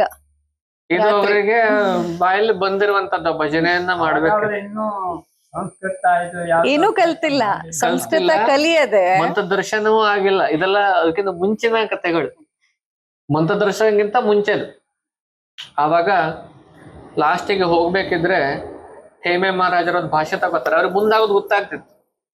ಅವರ ವಿಶೇಷತೆ ಏನಂದ್ರೆ ಅವ್ರಿಗೆ ಮುಂದಾಗೋದು ಗೊತ್ತಾಗ್ತಿತ್ತು. ಇವನು ಮದುವೆ ಆಗೋದಿಲ್ಲ ಹೇಳಿ ಅವ್ರಿಗೆ ಗೊತ್ತಾಗತ್ತೆ. ದೇವರ ಭಾಷೆ ತಗೋತಾರೆ. ನೀನು ಮದುವೆ ಆಗ್ಬೇಕು ಹೇಳಿ ಭಾಷೆ ತಕೊಂಡು ಅವ್ರನ್ನ ಕಳಿಸ್ಕೊಡ್ತಾರೆ. ಅಲ್ಲಿಂದ ಕಾಶಿ ಕಳಿಸ್ತಾರೆ ಅವ್ರನ್ನ. ನೀನು ಸಂಸ್ಕೃತ ಅಧ್ಯಯನ ಅಧ್ಯಯನ ಮಾಡ್ಬೇಕು. ಮಾಡುವಂತ. ಆವಾಗ ತುಂಬಾ ಸಣ್ಣವರು ದೈವರಾತ್ರು. ಆವಾಗ ಅವರಿಗೆ ಅಷ್ಟೊಂದು 18 ವರ್ಷ ಒಳಗಡೆ, 16-18 ವರ್ಷ ಅಷ್ಟೇ. ನೀನು ನಮ್ ಜೊತೆಗಿದ್ದ ಪ್ರಯೋಜನ ಆಗೋದಿಲ್ಲ. ಬರೀ ಇಲ್ಲಿ ಕೆಲಸ ಮಾಡ್ಕೊಂಡು ನೀ ಸೇವೆ ಮಾಡ್ಕೊಂಡ್ ತಿರ್ಬೇಕಾಗ್ತದೆ. ನೀನು ಸೀದಾ ಕಾಶಿಗೆ ಹೋಗು. ಅಲ್ಲಿ ನನ್ನ ಗುರ್ತಿದವ್ರು ಇದ್ದಾರೆ, ನಿಂಗೆ ಅವರೆಲ್ಲ ಕಲ್ಸ್ಕೊಡ್ತಾರೆ ಹೇಳ್ಕೊಂಡು ಕಳಿಸ್ಕೊಡ್ತಾರೆ. ಅಲ್ಲಿ ಬಿಂದು ಮಾಧವ ಘಾಟಿಗೆ ಹೋಗಿ ಅಲ್ಲಿ ಹೋಗಿ ಉಳ್ಕೋತಾರೆ. ಇವ್ರಲ್ಲಿ ಜನ ಸಿಗ್ತಾರೆ. ಹೇಮೆ ಮಹಾರಾಜ್ ಹೇಳಿದ್ದಾರೆ ಅಂದ್ಮೇಲೆ ಮುಗೀತು. ಅಲ್ಲಿ ಮತ್ತಿನ್ನು ಪ್ರಶ್ನೆ ಬರೋದಿಲ್ಲ. ಆಯ್ತು, ಎಲ್ಲ ವ್ಯವಸ್ಥೆ ಮಾಡ್ತಾರೆ, ಉಳ್ಕೊಳ್ಳಿಕ್ಕೆ ವ್ಯವಸ್ಥೆ ಮಾಡ್ತಾರೆ. ಇವರಿಗೆ ಅಧ್ಯಯನ ಮಾಡ್ಬೇಕು ಅಂತ ಸ್ಟಾರ್ಟ್ ಮಾಡ್ತಾರೆ. ಅಂದ್ರೆ ಇಲ್ಲಿ ದೈವರಾತರನ್ನ ಕಾಶಿಗೆ ಕಳಿಸೋದಕ್ಕೆ ಒಂದು ಉದ್ದೇಶ ಇದೆ. ಇವನು ದೈವರಾತರು ವೇದಾಭ್ಯಾಸವನ್ನು ಮಾಡಿದವರು. ಇಂತಹ ವೇದಾಭ್ಯಾಸವನ್ನು ಮಾಡಿದವರು ಈ ವೇದವನ್ನ ಕೇವಲ ಪಠನ ಮಾಡೋದ್ರಲ್ಲಿ ಯಾವ ಅರ್ಥವೂ ಇಲ್ಲ. ನೀನು ವೇದವನ್ನ ತಿಳಿದುಕೊಳ್ಳಬೇಕು, ವೇದದ ಅರ್ಥವನ್ನು ತಿಳಿದುಕೊಳ್ಳಬೇಕು. ಹಾಗೆ ತಿಳಿದುಕೊಳ್ಳಬೇಕಾದರೆ ನಿರುಕ್ತದಂತಹ ಈ ವ್ಯಾಕರಣ ಇತ್ಯಾದಿ ಗ್ರಂಥಗಳನ್ನ ಅಭ್ಯಾಸ ಮಾಡಬೇಕು. ಆಗ ವೇದದ ಅರ್ಥ ನಿಮಗೆ ಆಗ್ತದೆ ಹೇಳಿ ಅವರು ಅಲ್ಲಿಂದ ಕಳಿಸ್ಕೊಡ್ತಾರೆ. ವೇದಾಧ್ಯಯನ ಆಗಿದ್ದ ಹೇಗೆ ಅಂತಂದ್ರೆ ತಂದೆಯರು ವೈದಿಕರಾಗಿದ್ರು, ವಿಘ್ನೇಶ್ವರ ಭಟ್ರು. ಅವ್ರ ಮನೇಲಿ ಹೇಳ್ಕೊಡ್ತಿದ್ರು, ಇವ್ರು ಕಲ್ತ್ಕೊಂಡ್ರು. ನಂತರ ಇಲ್ಲಿ ಕೃಷ್ಣ ಭಟ್ ಮಯ್ಯರ್ ಅಂತ ಮನೆ ಇತ್ತು, ಅಲ್ಲಿ ಋಗ್ವೇದ ಹೇಳ್ಕೊಡ್ತಿದ್ರು. ಅಲ್ಲೂ ಕೂಡ ಹೋಗ್ತಿದ್ರು, ವೇದಗಳನ್ನ ಕಲ್ತ್ಕೊಂಡ್ರು. ತಂದೆಯಿಂದ ಕಲ್ತ್ಕೊಂಡ್ರು, ಹಾಗೂ ಕೃಷ್ಣ ಭಟ್ ಮಯ್ಯವರಿಂದ ವೇದಗಳನ್ನ ಕಲ್ತ್ಕೊಂಡ್ರು. ಆದ್ರೆ ಅದರ ನಿಜವಾದ ಅರ್ಥ ಏನು ಹೇಳೋದ್ ಬೇಕಲ್ವಾ, ಅದ್ರ ಬಗ್ಗೆ ಕಾಶಿ ಕಳ್ಸ್ಕೊಡ್ತಾರೆ. ಆದ್ರೆ ಇವರೆಲ್ಲರ ನಿರೀಕ್ಷೆ ಸುಳ್ಳಾಗತ್ತೆ. ದೈವರಾತ್ರಲ್ಲಿ ಕಲಿಯೋದಿಲ್ಲ. ಗಂಗಾ ನದಿಗೆ ಹೋಗಿ ಬೋಕ್ಸ್ ನೀರು ತಗೊಂಡ್ ಬಿಟ್ಟು ಬಿಡ್ತಾರೆ. ನನ್ಗೆ ಏನೇ ಬರೋದಿದ್ರು ಅದು ದೈವಿ ದತ್ತವಾಗಿ ಬರ್ಬೇಕು, ನಾನು ಅಧ್ಯಯನವನ್ನ ಮಾಡೋದಿಲ್ಲ ಹೇಳಿ ಗಂಗಾ ನದಿ ನೀರ್ ಬಿಟ್ಟು ಅಲ್ಲಿಂದ ಹೊರಟು ಬಿಡ್ತಾರೆ. ಒಂದ್ ಸನ್ನಿವೇಶದಲ್ಲಿ ತುಂಬಾ ಇದೆಲ್ಲ ರೋಚಕವಾಗಿ ಇದೆ. ಅಲ್ಲಿ ಅವರು ಅಧ್ಯಯನ ಮಾಡೋದಿಲ್ಲ. ಅಲ್ಲಿಂದ ಬಿಟ್ಟು ಅಲ್ಲಿಂದ ಹೊರಟು ಬಿಡ್ತಾರೆ. ನಾನು ಅಧ್ಯಯನ ಮಾಡೋದಿಲ್ಲ ಅಂತ. ಅಲ್ಲಿಂದ ಮತ್ತೆ ವಾಪಸ್ ಗುರುಗಳಿದ್ದಲ್ಲೇ ಬರ್ತಾರೆ, ಅವ್ರ ಜೊತೆಗೆ ಅಲ್ಲಿಂದ ರಮಣಾಶ್ರಮಕ್ಕೆ ಬರ್ತಾರೆ. ಅದು ಲಾಸ್ಟೇ ಸನ್ನಿವೇಶ, ಮತದರ್ಶನಕ್ಕಿಂತ ಮುಂಚೆದು. ಅಲ್ಲಿ ಬಂದು ರಮಣರ ಜೊತೆಗೆ ಸಂವಾದ ಆಗತ್ತೆ. ರಮಣರು ತಾಯಿ ಬಂದ್ರು ಮಾತಾಡೋದಿಲ್ಲ. ಸ್ವಲ್ಪ ತಾಯಿ ಬರ್ತಾರೆ ಮಾತಾಡ್ಲಿಕ್ಕೆ. ಮೌನಿ ಸ್ವಾಮಿ, ಮೌನಿ ಬಾಬಾ ಅಂತಾನೆ ಹೇಳ್ತಿದ್ರು. ಮಾತೇ ಆಡೋದಿಲ್ಲ ಅವರು ದೈವರಾತ್ರ ಜೊತೆ ಮಾತಾಡ್ತಿದ್ರು, ಕಾವ್ಯಗಣ ಗಣಪತಿ ಮುನಿಯವ್ರ ಜೊತೆ ಮಾತಾಡ್ತಿದ್ರು. ಸಂವಾದವನ್ನೇ ನಡೆಸ್ತಿದ್ರು ದೈವರಾತ್ರ ಜೊತೆಯಲ್ಲಿ. ಅಲ್ಲಿ ರಮಣ ಗೀತೆಯಲ್ಲಿ ಇದೆ ನೋಡಿ, ದೈವರಾತ್ರ ರಮಣಾಷ್ಟಕ ಅನ್ನುವಂತಹ ಒಂದು ಇದು ರಮಣ ಗೀತದಲ್ಲಿದೆ. ಅದರಲ್ಲಿ ದೈವರಾತ್ರ ಪ್ರಶ್ನೆ ಕೇಳ್ತಾ ಹೋಗ್ತಾರೆ. 4ನೇ ಅಧ್ಯಾಯದಲ್ಲಿ, 3ನೇ ಅಧ್ಯಾಯದಲ್ಲಿ ಇವ್ರು ಉತ್ತರ ಕೊಡ್ತಾ ಹೋಗ್ತಾರೆ. ಅಲ್ಲಿ ಮತ್ತೊಂದು ಸನ್ನಿವೇಶ ಬರುತ್ತೆ. ಮಧುಕರಿಯನ್ನ ಮಾಡ್ತಿದ್ರು ದೈವರಾತ್ರ.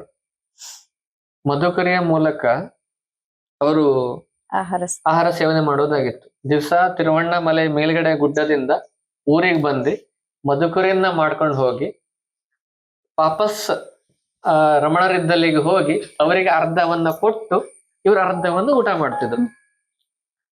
ಆ ಮಧುಕರಿ ಬಂದದ್ರಲ್ಲಿ ಅರ್ಧ ಅವರಿಗೆ ಅರ್ಧ ಇವರಿಗೆ. ಕೆಲವೊಂದು ದಿವಸ ದೈವರಾತ್ರು ಹಾಗೆ ಅದನ್ನ ಇಟ್ಕೊಂಡು ಕೈ ತೊಳ್ಕೊಂಡು ನೀರು ಕುಡ್ಕೊಂಡು ಬರ್ತಿದ್ರಂತೆ. ನೀರ್ ಜನ ಕ್ರಷರ್ ಆಗ್ತಾ ಇದ್ರಂತೆ ಅವರು. ಅವಾಗ ರಮಣರು ನೋಡ್ತಾರೆ, ಪಾಪ ದೈವರಾತನಿಗೆ ಖಾರ ಆಗೋದಿಲ್ಲ ತುಂಬಾವ, ಹೇಗಾದ್ರೂ ಮಾಡಿ ಇವನಿಗೆ 1 ಗ್ಲಾಸ್ ಮಜ್ಜಿಗೆ ವ್ಯವಸ್ಥೆ ಮಾಡ್ಲಿಕ್ಕೆ ಅವರ ಶಿಷ್ಯರಿಗೆ ಹೇಳಿದ್ರಂತೆ.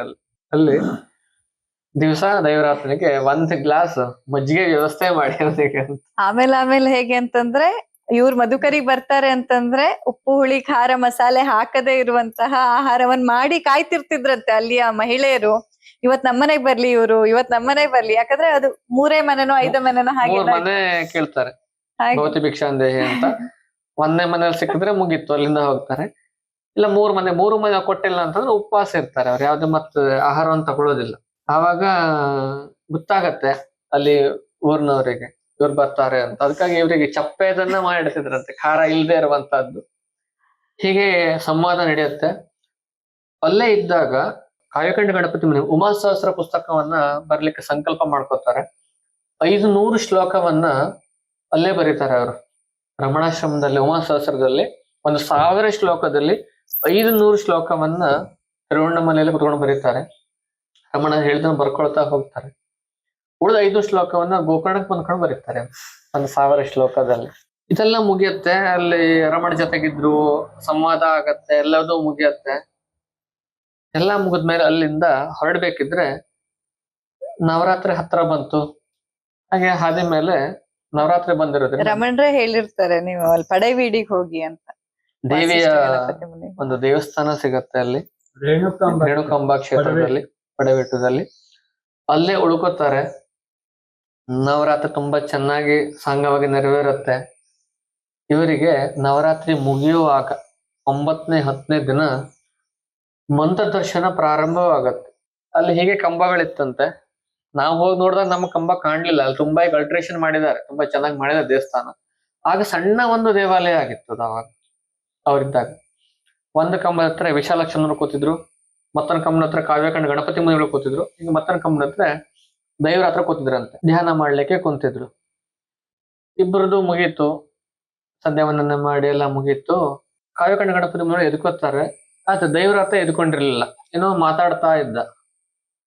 ಅವರು ಬಂದು ಆಲಿಸ್ತಾರೆ, ಇವನೇನ್ ಹೇಳ್ತಿದ್ದಾನೆ ಅಂತ ಆಲಿಸ್ತಾರೆ. ಇವರು ಕೇಳದೆ ಇರುವಂತ ಹೊಸ ಶ್ಲೋಕಗಳು ಅವು ಎಲ್ಲದೂ ಅವರು ಇನ್ನವರೆಗೂ ಯಾವ್ದನ್ನು ಅಧ್ಯಯನ ಮಾಡಿಲ್ಲ ಹೇಳುವಂತದಿಲ್ಲ, ಎಲ್ಲದನ್ನು ಕೂಡ ಕಲ್ತ್ಕೊಂಡಿದ್ರು. ಅದನ್ನ ಬರ್ಕೋತಾರೆ, ಒಂದು ಮನೆಗೆ ಬಂದು ಬರೀತಾರೆ ನೆನಪಿಟ್ಕೊಂಡು. ಛಂದಸ್ಸನ್ನ ಹಾಕಿ ನೋಡ್ತಾರೆ. ಅವ್ರಿಗೆ ಗೊತ್ತಾಗತ್ತೆ ಇದು ಋಗ್ವೇದ ಶೈಲಿಯಲ್ಲಿ ಇದೆ ಅಂತ. ಅದಕ್ಕಾಗಿ ಛಂದೋಬದ್ಧವಾಗಿ ಇರೋದ್ರಿಂದ, ಋಗ್ವೇದ ಶೈಲಿಯಲ್ಲಿ ಇರೋದ್ರಿಂದ ಅದಕ್ಕೆ ಛಂದೋದರ್ಶನ ಅಂತ ಹೆಸರು ಕೊಡ್ತಾರೆ. ಸ್ಪಷ್ಟವಾಗಿ ಇರುವಂತ ಸುಮಾರು 450 ಶ್ಲೋಕಗಳನ್ನ ಬರ್ಕೋತಾರೆ ಅವರು. ಹೀಗೆ ಸುಮಾರು 16 ದಿವಸ ಆಗತ್ತೆ ಅವ್ರಿಗೆ. ಪ್ರತಿನಿತ್ಯ 11 ಗಂಟೆ ಮಂತ್ರ ದರ್ಶನ ಆಗ್ತಿತ್ತು, 1-2 ಗಂಟೆ ವರೆಗೆ. ಇವರು ದಿನ ಅದನ್ನ ಬರ್ಕೊಳ್ತಿದ್ರು. ಆವಾಗ ಇಲ್ಲಿ ಇದನ್ನ ಯಾಕೆ ಹೇಳ್ತಿದ್ದೆ ನಿಮ್ಗೆ ಅಂತಂದ್ರೆ, ಈ ಮಂತ್ರ ದರ್ಶನ ಹೇಳುವಂತಹದ್ದು ಬರೀ ಅಧ್ಯಯನ ಒಂದ್ರಿಂದೇ ಆಗುವಂತದ್ದಲ್ಲ, ಈ ಭಕ್ತಿಯಿಂದನೂ ಕೂಡ ಆಗತ್ತೆ, ನಮ್ಮ ಕರ್ಮಯೋಗದಿಂದನೂ ಕೂಡ ಆಗತ್ತೆ. ನಾವು ಸತ್ಯ ನ್ಯಾಯ ಪ್ರಾಮಾಣಿಕವಾಗಿ ಕೆಲಸ ಮಾಡಿದ್ದೇ ಹೌದಾದ್ರೆ ಖಂಡಿತ ಮಂತ್ರ ದರ್ಶನ ಹೇಳೋದು ಸಾಧ್ಯ ಇದೆ.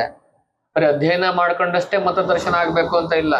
ತುಂಬಾ ಜನ ಇದ್ರ ಬಗ್ಗೆ ಹೇಳ್ತಾರೆ. ಸಂಸ್ಕೃತ ವಿದ್ವಾಂಸನ, ಅವಂಗ್ ಹೆಂಗ್ ಮಂತ್ರ ದರ್ಶನ ಆಗ್ಬೇಕು, ಇದ್ರ ಬಗ್ಗೆ ತುಂಬಾ ಜನರ ಚರ್ಚೆ ನಡೆಯುತ್ತೆ. ಆದ್ಮೇಲೆ ಇದು ಅವರೇ ಮಾಡಿದ್ದು ಕಟ್ಟುಕತೆಗಳು, ಇದ್ರ ಬಗ್ಗೆ ಎಲ್ಲ ಕೆಲವೊಂದು ಇರ್ತಾರಲ್ಲ ಎಡಪಂಥೀಯರು, ಅದ್ರ ಬಗ್ಗೆ ಕಾಮೆಂಟ್ ಮಾಡ್ತಾ ಹೋಗ್ತಾರೆ. ಅಷ್ಟಿಗೆ ರಮಣರು ಹೇಳ್ತಾರೆ, ಅದಕ್ಕೆ ನಾಂದಿಯನ್ನ ಹೇಳ್ತಾರೆ, ಇಲ್ಲ ಇವನಿಗಾಗಿದ್ದು ಮಂತ್ರ ದರ್ಶನ. ಇದು ಮಂತ್ರ ದರ್ಶನ ಅಂತಂದ್ರೆ ಬರೀ ಅವನಿಗೆ ವೇದಗಳ ಬಗ್ಗೆ ಗೊತ್ತಿರ್ಬೇಕು ಅಂತಿಲ್ಲ, ಕಲ್ತ್ಕೊಂಡಿರ್ಬೇಕು ಅಂತ ಇಲ್ಲ. ಇದು ಸಾಕ್ಷಾತ್ ಆ ದೇವಿಯ ಅನುಗ್ರಹದಿಂದ ಅವನಿಗೆ ಮಂತ್ರ ದರ್ಶನ ಆಗಿರುವಂತಹದ್ದು ಹೇಳಿ ಅವರು ಅದ್ರ ಬಗ್ಗೆ ವಿವರಣೆಯನ್ನ ಕೊಡ್ತಾರೆ. ವೇದ ಮಂತ್ರ ಅಂದ್ರೆ ಯಾರು ರಚನೆ ಮಾಡುವಂಥದ್ದಲ್ಲ. ಎಷ್ಟು ವೇದಗಳು ಇವತ್ತಿಗೆ ಅಸ್ತಿತ್ವದಲ್ಲಿ ಇದೆಯೋ ಅಷ್ಟು ಮಾತ್ರ ಅದು ಇರುವಂತಹದ್ದು. ಅದಕ್ಕಿಂತ ಹೆಚ್ಚು ಯಾರು ಮಾಡಲಿಕ್ಕೆ ಆಗಲಿಲ್ಲ, ಸೇರಿಸೋದಕ್ಕೆ ಸಾಧ್ಯ ಇಲ್ಲ. ಅಲ್ಲಿ ಆ ಅಪೌರುಷೇಯ ಅಂತ ಪರಂಪರೆಯಲ್ಲಿ ಬಂದಂತಹ ಆ ಏನು ಮಂತ್ರಗಳಿದ್ದಾವೆ, ಅವು ಯಾವ ಕಾಲದಲ್ಲಿ ಮಂತ್ರ ದರ್ಶನ ಆಗಿದೆಯೋ ಅದೇ ರೀತಿಯಾಗಿ ಇವತ್ತಿನವರೆಗೂ ಇರುವಂತಹದ್ದು. ವೇದ ಕಾಲದಲ್ಲಿ ಲಿಪಿ ಇರಲಿಲ್ಲ, ವ್ಯಾಕರಣ ಇರಲಿಲ್ಲ. ವ್ಯಾಕರಣ ಇಲ್ಲದೆ ಹೋದ ಕಾಲದಲ್ಲಿ, ಲಿಪಿ ಇಲ್ಲದೆ ಹೋದ ಕಾಲದಲ್ಲಿ ಇವು ಅಲ್ಲ ಋಷಿಗಳಿಗೆ ಆದಂತಹ ದರ್ಶನ. ಈ ದರ್ಶನ ಹೇಳುವಂತಹದ್ದು ಯಾರೊಬ್ಬರು ರಚಿಸಲಿಕ್ಕೆ ಸಾಧ್ಯ ಇಲ್ಲ. ಸಾಮಾನ್ಯವಾಗಿ ನೀವು ನೋಡಿ, ವಾಲ್ಮೀಕಿ ರಾಮಾಯಣ ತಕೊಳ್ಳಿ, ಎಷ್ಟೋ ರಾಮಾಯಣಗಳಾಗಿವೆ. ಆಮೇಲೆ ಮಹಾಭಾರತ ತಕೊಳ್ಳಿ, ವ್ಯಾಸರು ಬರೆದಿದ್ದು 10,000 ಶ್ಲೋಕಗಳು, ಆದ್ರೆ ಇವತ್ತು ಇರುವುದು 1,00,000ಕ್ಕಿಂತ ಮೇಲ್ಪಟ್ಟು. ಅಂದ್ರೆ ಎಲ್ಲದರಲ್ಲೂ ತಮ್ಮ ವ್ಯಾಸರ ಹೆಸರಿನಲ್ಲಿ ಬರೆದು ಸೇರಿಸಿ ಬಿಟ್ಟಿದ್ದಾರೆ. ಆದರೆ ವೇದದ ಹೆಸರಿನಲ್ಲಿ, ವೇದದ ಬಗ್ಗೆ ಒಂದು ಅಕ್ಷರವನ್ನು ವೇದಕ್ಕೆ ಸೇರಿಸಲು ಸಾಧ್ಯವಿಲ್ಲ. ಅವರ ಮಂತ್ರ ದರ್ಶನದ ಸಮಯದಲ್ಲಿ ಯಾವ ಆ ಮಂತ್ರಗಳು ಹೊರಬಂದಿವೆಯೋ, ಪ್ರಕಟವಾಗಿವೆಯೋ ಅಷ್ಟು ಮಾತ್ರ ಇರುವಂತದ್ದು. ಅದಕ್ಕಿಂತ ಜಾಸ್ತಿ ಆಗಲಿಕ್ಕೆ ಸಾಧ್ಯವೇ ಇಲ್ಲ. ಮತ್ತೆ ಇನ್ನು ಮುಂದೆ ಕೂಡ ಯಾರೊಬ್ಬರು ಅದಕ್ಕೆ ಒಂದು ಅಕ್ಷರ ಕೂಡ ಸೇರಿಸಬಾರದು. ಅಂದ್ರೆ ನಾವಾಗಿ ಸೇರ್ಸೋದು ಅಂತ ಅಲ್ಲ, ವಿಶೇಷ ದರ್ಶನವಾಗಿ ಬಂದಾಗ ಅದು ಇದ್ದದ್ದೇ ದರ್ಶನವಾಗೋದು ಅಂತ. ಇದ್ದಿದ್ದು ಕಾಣುತ್ತೆ, ಅದು ದರ್ಶನವಾಗಿ ಅವರಿಗೆ ಬರುವಂತದ್ದು ಅಂತ. ಹೀಗೆ ಬ್ರಹ್ಮರ್ಷಿ ದೇವರಾತ್ರಿಗೆ ಮಂತ್ರ ದರ್ಶನವಾಗತ್ತೆ ಅಲ್ಲಿ. ಅದಾಯ್ತು, ಮಂತ್ರ ದರ್ಶನ ಆಯ್ತು. ಆವಾಗ ಕಾವೇರಿ ಗಣಪತಿ ಮೇಲೆ ಗೊತ್ತಾಗತ್ತೆ ಇದು ಅತ್ಯಂತ ಹಿಂದಿನ ಶ್ಲೋಕಗಳಾಗಿದೆ, ಸದ್ಯದ ಶ್ಲೋಕಗಳಲ್ಲ. ಸುಮಾರು 5,000 ವರ್ಷ ಹಿಂದಿನ ರಚನೆಗಳು ಇವೆಲ್ಲ. ಆ ಒಂದು ಶೈಲಿಯಲ್ಲಿ ಇದೆ, ವೇದಗಳ ಶೈಲಿಯಲ್ಲಿ ಇದೆ. ಸಾಮಾನ್ಯರಿಗೆ ಭಾಷೆ ಬರ್ಲಿಕ್ಕೆ ಆಗುದಿಲ್ಲ, ಇದನ್ನ ಅರ್ಥೈಸ್ಕೊಳ್ಲಿಕ್ಕೆ ಸಾಧ್ಯ ಇಲ್ಲ. ಸ್ವತಃ ಅವರೇ ಕೆಲಸವನ್ನ ಮಾಡ್ತಾರೆ. ನೋಡಿ, ಗುರುಗಳು ಶಿಷ್ಯನಿಗಾದ ಮಂತ್ರದರ್ಶನ ಗುರುಗಳು ಕಾಮೆಂಟ್ರಿ ಬರೀತಾರೆ ಅದಕ್ಕೆ. ಎಲ್ಲ ಯಾವಾಗ ಹೇಗೆ ಹೇಳಿ, ಗುರುಳಿಗಾಗತ್ತೆ ಶಿಷ್ಯಂದ್ರು ಬರೀತಾರೆ. ಇಲ್ಲ ಹಾಗಲ್ಲ, ಶಿಷ್ಯನಿಗಾಗಿದ್ದನ್ನ ಗುರುಗಳು ವ್ಯಾಖ್ಯಾನ ಕೊಡ್ತಾ ಹೋಗ್ತಾರೆ, ಅದಕ್ಕೆ ಕಮೆಂಟ್ರಿ ಬರೀತಾರೆ. ವಾಸಿಷ್ಠ ಅನ್ವಯ ಭಾಷ್ಯವನ್ನ ಬರೀತಾರೆ. ಅಲ್ಲೇ ಉಳ್ಕೊಂಡು ತಿಂಗಳನ್ಗಟ್ಲೆ. ಅವದ್ ಹೇಗಾಗಿತ್ತು ಅಂದ್ರೆ ಹೋದ ಕಡೆಗೆ ಹಳೇದು ಮತ್ ಕೆಲಸ ಮಾಡ್ಲಿಕ್ಕೆ ಆಗೋದಿಲ್ಲ, ಅಷ್ಟ ಅವ್ರು ಬ್ಯುಸಿ ಇರ್ತಿದ್ರು. ಅಲ್ಲೇ ಉಳ್ಕೊಂಡು ಪಡಬೇಡದಲ್ಲಿ ಉಳ್ಕೊಂಡು ಅದಕ್ಕೆ ವಾಸಿಷ್ಠ ಅನ್ವಯ ಭಾಷ್ಯವನ್ನ ಬರೀತಾರೆ. ಅಲ್ಲೇ ಮುಗಿಸ್ಕೊಂಡು ಅಲ್ಲಿಂದ ಅವರು ವಾಪಸ್ ಅವರಿಗೆ ಬರಬೇಕು ಅಂತ ಒಂದು ಸಂಕಲ್ಪ ಮಾಡ್ಕೋತಾರೆ. ಅಲ್ಲಿ ಒಂದು ಸನ್ನಿವೇಶ ನಡೆಯುತ್ತೆ.